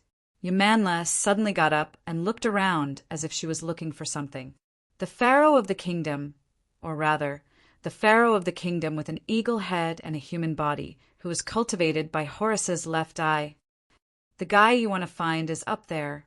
"The night watcher," Otto suddenly said. Yamanla looked up and saw two lights, one red and one blue, were fighting with each other in the sky. It was obviously a very dangerous life and death struggle. "Your Highness, the invading giant beasts outside the city have all been eliminated. You were right. The magic lamp you gave me is really useful. This genie is very powerful," the little maid quickly said at this time. But Yamanla couldn't be too enthusiastic because she knew that the person who was with Elaine before this was not her, but another person. But no matter who it was, they didn't miss the memory of the little maid Elaine. The memory was the same, the feeling was the same, and some of the feelings were also the same. Yamanla reached out and patted the little maid's head, then reached out and touched the dust on her face and said softly, "Thank you for your hard work along the way. I thank you on behalf of the people of Sun City, and of course this genie." She smiled shyly. Yamanlana glanced at the red lamp god whose body was half smoke and her eyes flashed. The red lamp god said directly, "Woman, she is my summoner. I won't do anything for you. You don't have the qualifications." "Genie, although he doesn't look like a blue genie." Yamanlana shook her head. "The world is so big and there are so many strange things. I don't know if it was right or wrong to bring you here." The red genie snorted. "You were the one who brought me out of the secret chamber because of your greed." Yamanlana mocked herself. "Yeah, it's me. Maybe it's me, maybe it's not me. Who can say for sure? Some things." The other, "You went to a certain place below the final secret room." Otto suddenly said, We saw that Siegetu mentioned a place before he died. He said that we could find the answer there. Yamanlana didn't ask why Otto reminded her of this, and she didn't even ask about Otto's identity. She just said in a low voice, "What about him?" "If I'm not wrong." Otto looked up at the red and blue figures fighting in the sky. The one who was fighting with Pharaoh should be him. But why did he turn into a jackal head and a human body? I haven't figured it out yet. Seth, Yamanlana murmured to herself. This is the image of Seth, the old enemy of Sun City, the lord of the desert. Suddenly, Yamanlana looked at Mr. Otto from the night watchman. Is there any way to help Pharaoh win this war? This is not a place that mortals can touch. Otto, the night watcher, shook his head and pointed at the red genie, saying, "But it should be able to. Theoretically, this guy is also half a god." Bullsh *T. This genie is a real god. The red genie glared at him. The little maid didn't know what was going on, but she knew that the princess wanted the red figure to win. This was easy. She walked to the side of the red lamp god, grabbed its wrist, and cried pitifully, "Mr. Lamp God, I'm begging you, can you help me? I still have 2 wishes." "Don't." The red lamp god hurriedly covered the mouth of the little maid, Elaine. "This is the first one. The first one is an additional item. Don't make a second one." After saying that, the red lamp god pressed its hands down, and flames spurted out from its palms.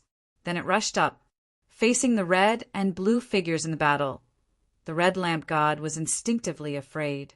But for some reason, even though it was fearful in its eyes, the so-called Seth and Horus, represented by the red and blue lights, were weak no matter how it looked at it. They were so weak. It was reasonable to say that it could destroy them in minutes.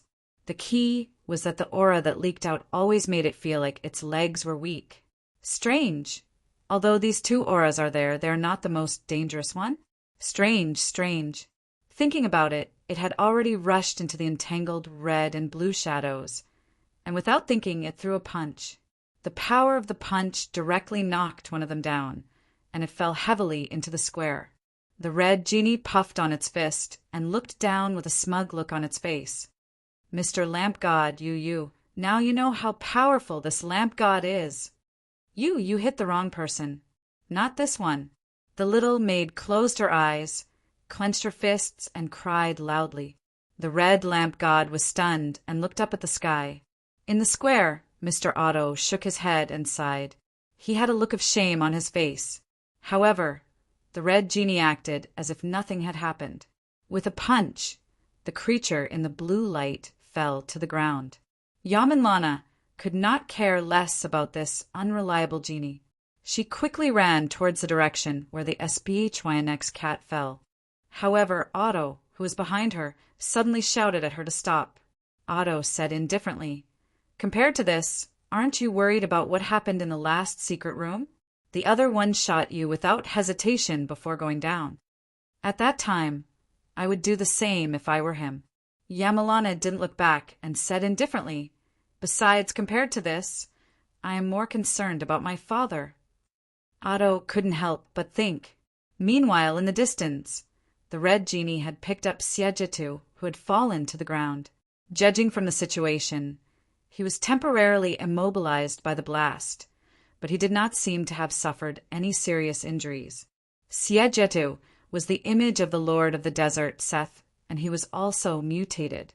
At the same time, in the last secret room, the dead body of Siegetu didn't turn into sand, which meant that this Siegetu was the real pharaoh. Connecting these 2 things, could it be concluded that the pharaoh who mutated into an eagle head and a human body was also the real pharaoh? There was no division between the good and evil sides. He always appeared as the real pharaoh and ruled Sun City as the pharaoh. Or did the good and evil sides of the pharaoh go somewhere else? Pa! The red lamp god threw the creature with a jackal head and a human body directly to the ground. "What are you going to do with this thing?" Looking at the dying Siegetu, Mr. Ao Tu'a suddenly said, "Do you have any way to help it regain its original consciousness?" The red lamp god was stunned and said subconsciously, I feel that his original consciousness is suppressed by something. If he wants to recover, why should I help you? Because you are the omnipotent lamp god. Mr. Otto blinked and said, Get out of my way. My summoner is not you. The red lamp god snorted and floated in the air, resting on his arms leisurely. This little girl seems to be the type who can make a wish easily, Mr. Otto said indifferently. After all, they seem to have a very complicated relationship with the princess. I think if there is a way to make them recover their consciousness, well, I mean with this little girl's loyalty, she probably won't mind making a wish. The red lamp god subconsciously looked at the little maid Elaine and found that she nodded. Why did you nod? Don't you have a mind of your own? I see. The red lamp god waved his hand impatiently and flew directly to Sietjitu, who was lying on the ground. He reached out and grabbed his feet, lifting him up. What should he do after lifting him up? Of course, he swung him and smashed him on the ground. Lamp god. The little maid Elaine could not help but call out timidly. This is the fastest way to wake him up. The red lamp god snorted and said, I won't waste any magic power in this place. He continued to smash the ground. But this is too. The little maid Elaine opened her mouth and stopped. Mr. Otto said indifferently, Let it be. Physical therapy is sometimes good if it really works. Of course, you should think about how to persuade the princess if it really works. Her Highness, she will scold me to death, Mr. Otto shrugged. He had already given his suggestion. He turned his attention to the thing that was exposed after the wall of the miniature temple peeled off. After the outer wall of the miniature temple was peeled off, it was a huge statue. Mr. Otto could not help but whisper, The goddess of truth and justice, the feather on the scale. What is this? Despite the anger in her heart, Her Royal Highness knew that there was no way for her to vent it out. She suddenly had a strange feeling. She felt like this was not the first time she had felt this feeling from this guy in the Royal Guard uniform. This made her very confused. At the same time, she was also confused about another thing. That was what the girl said just now. This girl actually called herself her daughter. You are Mother's dividing face? Her Royal Highness asked coldly. This was the most reasonable explanation she could think of. Based on what she knew so far, the Royal Highness could not help but laugh. Yamarana, you can regard me as your mother. The girl smiled. But my situation is different from what you think. What do you mean? The princess could not help but frown deeply. The girl did not speak, just turned around and walked into the room. She indicated that the princess could follow her in. The princess subconsciously glanced at the mysterious young guard and became more alert. Madam, please go first. The young guard, Boss Luo, stepped aside and bowed. Don't worry, Your Highness. I will protect you when necessary. Who are you? Just a person who wants to see things to the end. The princess pondered for a moment, then turned around and went to the place where the girl went. It was not far, just a few steps away. There was a passage on the floor of the room inside the small house. It seemed to be the way to the cellar. The princess looked out and could easily see the bottom of it. She thought for a moment, and then turned over and fell into the cellar. It was not very spacious. On the contrary, the passage was unusually narrow. She could vaguely see a figure at the exit. She was already waiting at the exit. It was the mysterious girl in the underground. The princess walked closer while being alert. The girl's voice slowly sounded in the passage. Many years ago, there was also a man who came here. He was like you, carefully passing through this place. You mean the high priest? Her Royal Highness paused. The Libra, was it found here? The girl did not answer the question, and her voice became calmer. This man was so thin and weak, like a walking skeleton. It's hard to imagine what kind of hunger could make his body so thin and weak, and it's also hard to believe what kind of faith could make him come all the way here. But at the same time, this man's eyes revealed confusion all the time. The princess kept looking at the girl and finally walked past her and then walked out of the passage. What appeared in front of her was a tomb. There were no murals, no statues or decorations. There was only a coffin placed there. The girl's voice sounded again. Finally, the man walked through the long passage and came to this tomb. He seemed to have found the thing that he had been searching for all this time. Her Royal Highness turned around abruptly. The young guard had already appeared behind her. "Who's in the coffin?" Boss Luo asked curiously. The girl blinked her eyes and said rather playfully, "Guess." Boss Luo shook his head. "I'm afraid I can't. I'm afraid I'll guess wrong. And I'm more afraid that things will be like this if I guess right. If you want, please tell me the answer." The girl smiled and said, "I know a guy. If it's him, he'll probably open the coffin without any explanation or use his omniscient ability to know everything at the first moment. Then he'll grasp everything in his hands. Finally, he'll let things develop according to his wishes."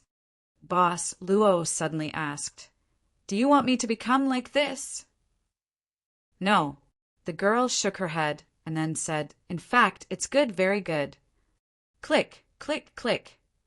While the girl and Boss Luo were talking, the princess was not idle. Anyway, she had to accept that these two people could easily ignore her. Since she was ignored, she would naturally ignore these two people according to her temperament. The sound was the sound that the princess made when she pushed open the coffin. Chapter 1560. Along with the sound of the coffin opening, the girl and Boss Luo looked at the princess almost at the same time. The girl's eyes seemed to have a hint of helplessness, probably because the princess took the initiative at this time. Boss Luo felt more interesting. If possible, he hoped that everyone he met could treat him as an equal. "What is this?" It was not just a simple question, but there was a hint of fear in the question. She was afraid of the thing in the coffin. The princess suddenly raised her head and looked at the mysterious girl. Dried corpse! Hearing the word mummy, Boss Luo, who had been curious for the past year, suddenly became interested. His pace seemed to be a little faster. He came to the front of the coffin and looked down. In this huge coffin there was a withered brown corpse lying at this time. It was indeed a dried corpse, but it was not the kind of mummy that was commonly seen in the world. The hands and feet of the corpse in the coffin were firmly nailed to the lid of the coffin. It was unknown how many years had passed, but these nails were still as bright as new. The corpse's mouth was open, and its face was even distorted. It was imaginable how much pain it had suffered before it died. It might have been nailed into the coffin while it was still alive. This was an unimaginable horror. Because of the faintly visible face on the dried corpse, that painful and distorted face, it was as if one could see its fear, anger, and resentment from thousands of years ago. Even a strong person like the princess couldn't help but show a hint of surprise at this time. Of course, it is a dried corpse. At this time, the girl suddenly sat on the edge of the coffin, looked down, and said softly at the same time, "Yamarana, with your knowledge, can't you recognize that this is a dried corpse?" "Of course, I know that this is a dried corpse," the princess said coldly at this time. "I am asking you, whose dried corpse is this?"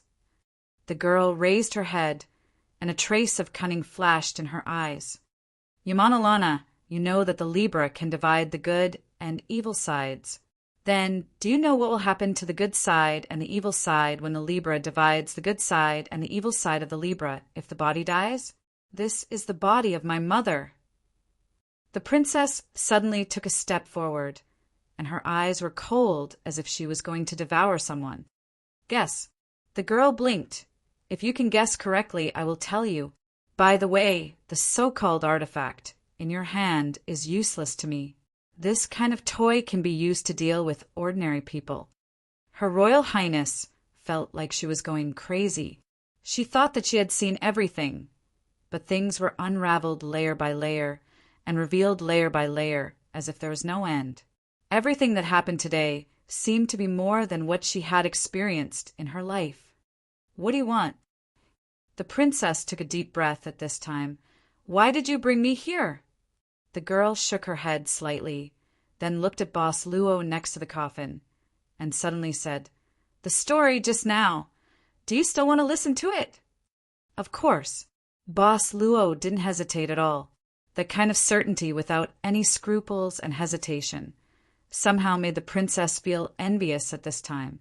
The girl was still sitting on the edge of the coffin, and her feet were gently swinging. "A long, long time ago? Well, is this the beginning of a short story told by a mother lying on her daughter's bed?" She seemed to have a lively personality. "Stories always start like this."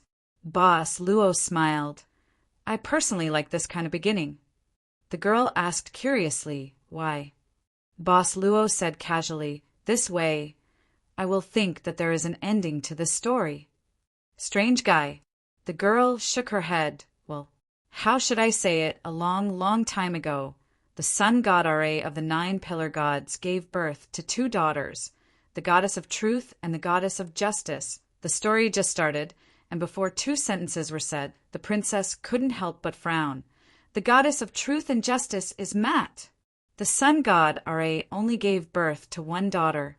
What kind of story is this?" The young girl looked at the princess and took out a small wooden mallet from who knows where. At this moment, she directly hit the princess on the forehead. Even with the princess's martial arts skills, she was still unable to dodge and was hit in the head by the wooden mallet. You can't interrupt when you're listening to a story."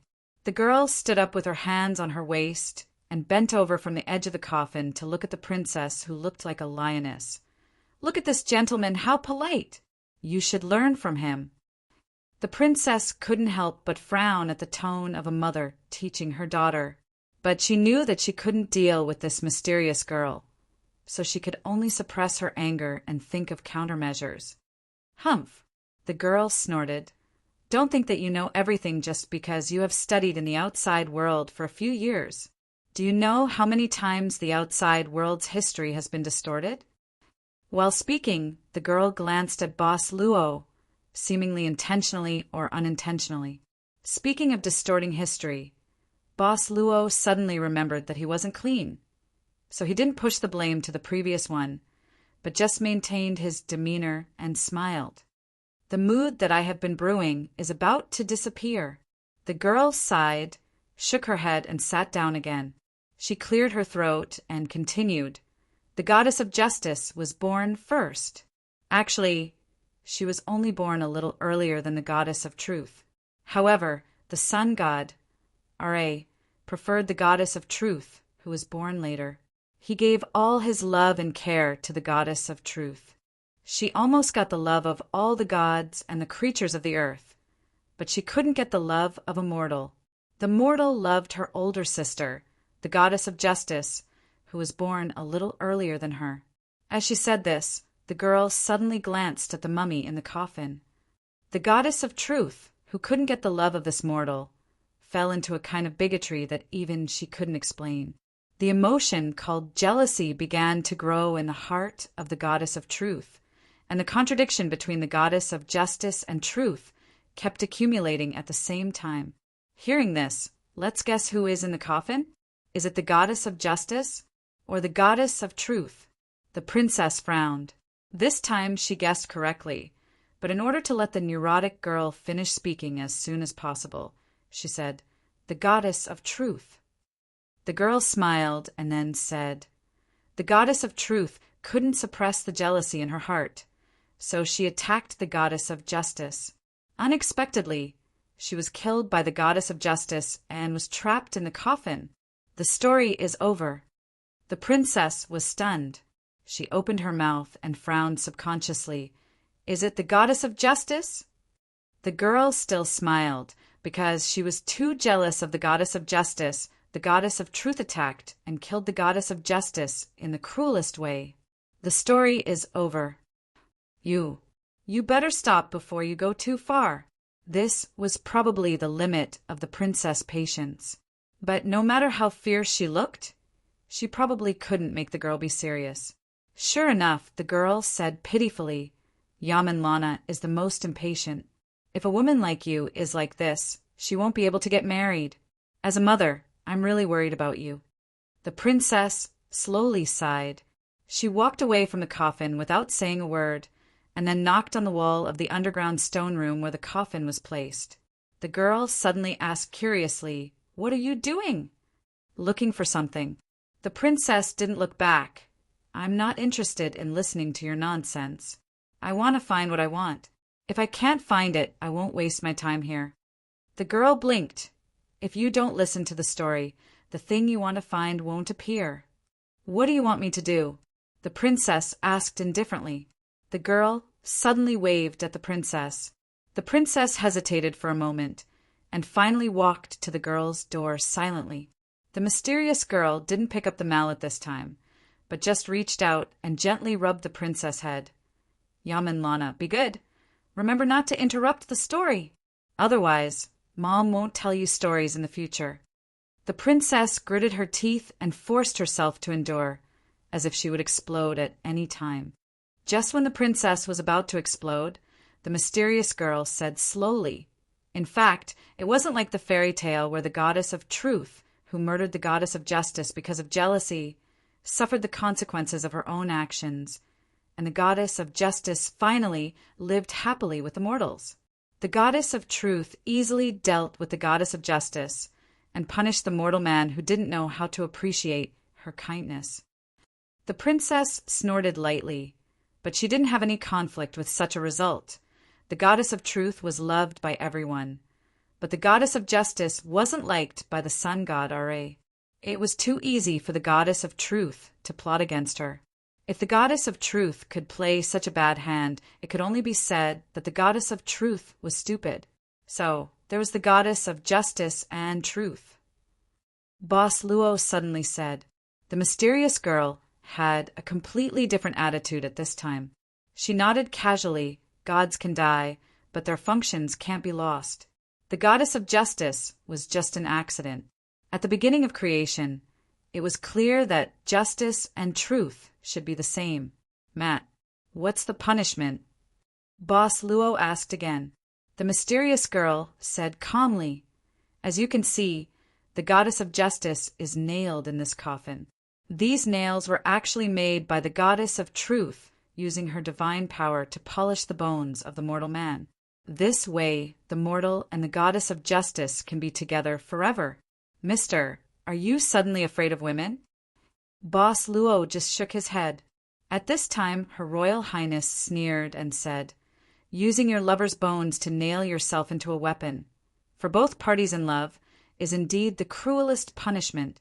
Legend has it that the dead have to weigh their sins with Matt's feather on the scale. I'm afraid there aren't many dead hearts that are lighter than Matt's feather. The mysterious girl acted as if she didn't hear anything and continued. Many years later, a man called Siejetu, who lost everything in the war, accidentally came to this graveyard. Not only did he get the scales of good and evil, but he also touched a part of the body of the desert lord, Seth. He even opened the coffin where the goddess of justice was buried. This man always wanted to fully control the power of the scale, so he had a crazy idea to create a vessel. The princess suddenly felt relieved. Since the goddess of justice was in the coffin, it meant that it wasn't her mother's original body. This was probably a rare comfort at this time. But no matter how many times he tried, he failed. The mysterious girl suddenly sighed. How can a mortal control the power of God? Or rather, he was even influenced by the remaining consciousness of Seth and gradually lost himself. Finally, an idea that was crazier than creating a vessel was born. Siejetu was going to revive the goddess of justice. He still failed.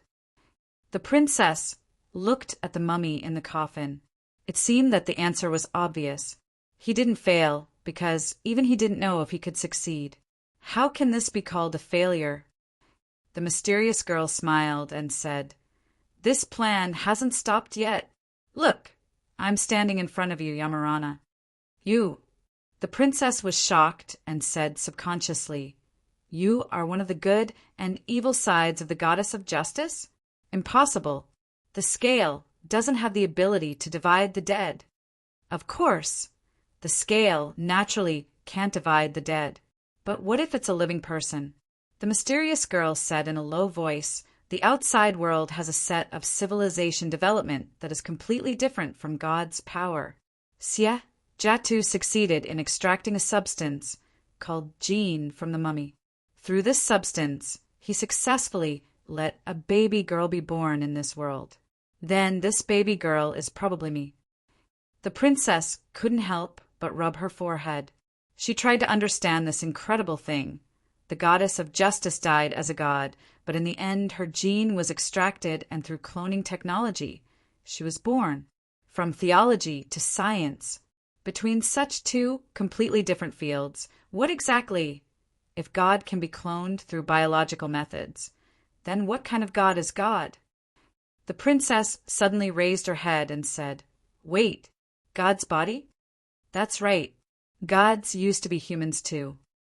The girl touched the princess' head at this time, or they were just human beings that developed earlier than the current human beings. I turned them into pre-humans. Chapter 1561. Antecedents. The literal meaning was the first batch of humans.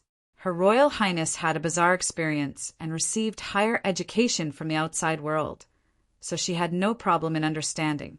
But because she had no problem, she was shocked by the antecedents mentioned by the mysterious girl. She was also looking for the origin of gods.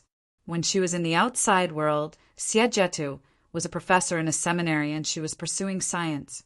But in the end, she just wanted to analyze the unsolved mysteries of gods from different angles. If what the mysterious girl said was true, and gods could be replicated through genetic cloning, then humans could create gods. However, in many mythological systems, humans were created by gods. Her Royal Highness was sweating profusely as she frantically analyzed the information she got from the mysterious girl. Her eyes were sometimes confused, sometimes frightened, and sometimes pale. Suddenly, the princess looked up. There was a gap in civilization, and the gods monopolized the technology of creation. However, with their own wisdom, humans once again stepped into this forbidden zone. Just like the legendary Tower of Babel in ancient Babylon, which was destroyed after coming into contact with the realm of the gods. Just like the legendary Tower of Babel, which was destroyed after coming into contact with the realm of the gods. According to what you said, since there are antecedents, there are post-humans. We are post-humans who have mastered the power of life again and stepped into this forbidden zone. Boss Luo's eyes lit up. Whether it was Claudia or her Royal Highness, she could always think of something quickly.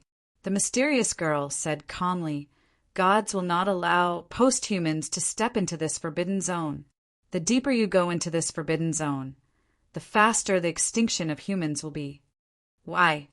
Her Royal Highness frowned, and her eyes suddenly became filled with yearning and fanaticism. As a princess who had fought against giant beasts for many years, she was like the side of the martial arts faction that worshipped strength more. After post-humans step into the forbidden zone and grasp power comparable to gods, they can fight against gods, because resources are limited. The mysterious girl shook her head and said, "Every world has a limited amount of resources. These resources are enough to provide for some of the deities, but obviously not all of them. Even the gods fight each other, let alone the gods against the humans.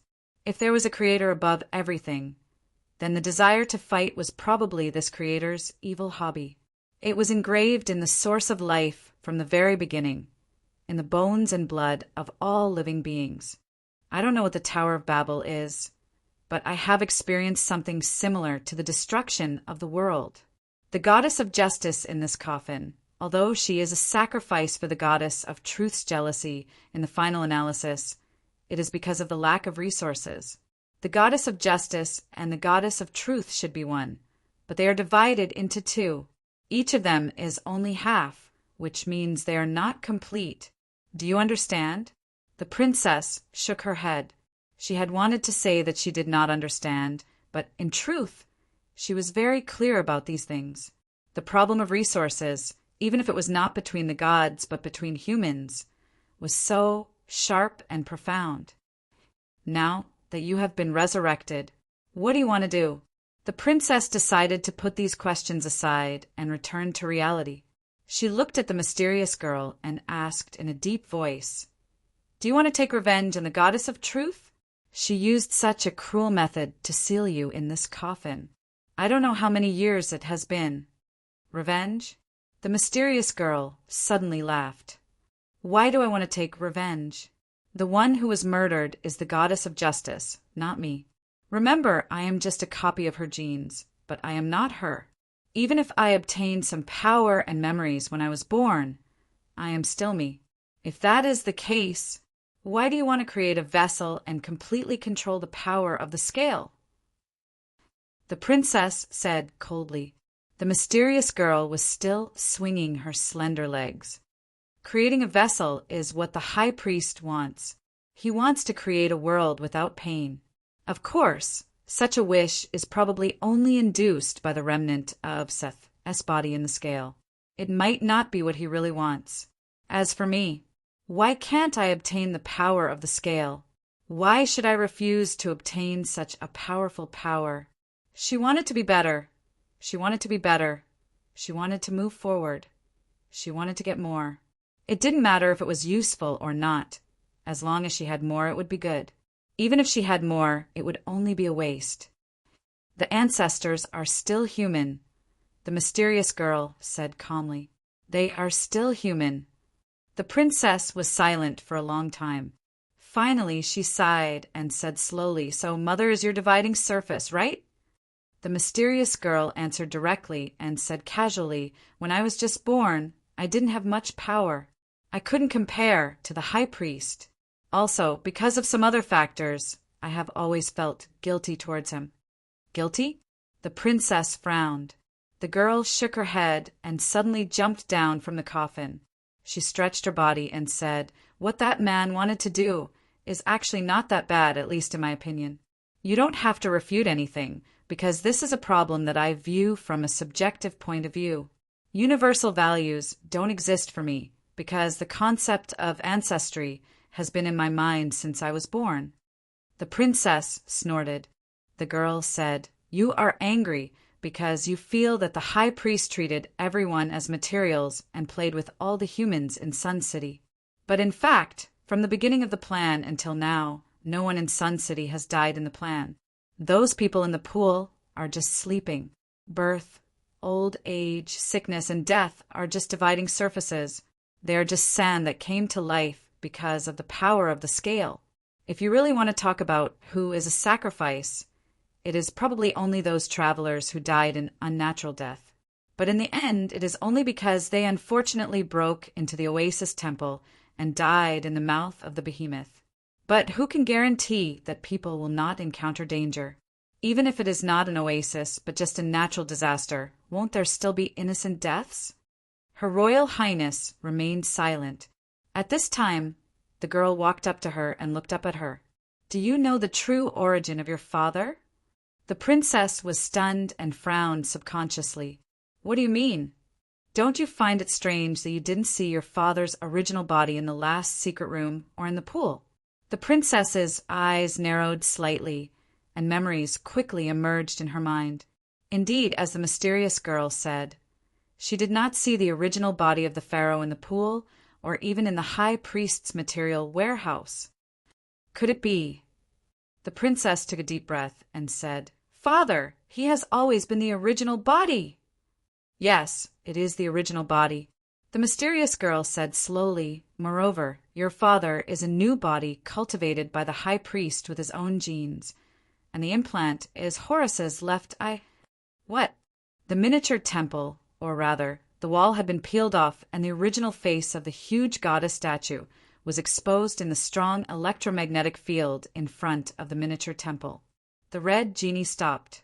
Naturally, Siet Jetu, who had been swung around by it countless times, was finally freed from the craters in the square. At the end of the violent physical therapy, Siejitu could be seen lying on the ground because of his serious injuries. His eyes regained a trace of clarity. At this time, the red lamp god was floating in the air with a proud expression. But the little maid was no longer here. She ran to Yamalana's side. Yamalana naturally found the place where the red lamp god accidentally hit her.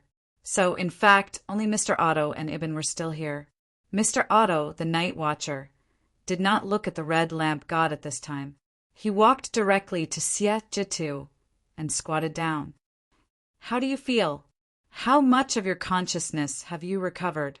He stretched out his palm in front of Siejitu and shook his finger.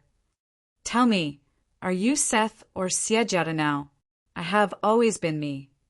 It spoke in the tone that the night watcher Otto was familiar with. It was the tone when they walked together on the way to the oasis desert. Will it come out again? Mr. Otto thought for a while. "I am talking about Seth." "Seth. Probably."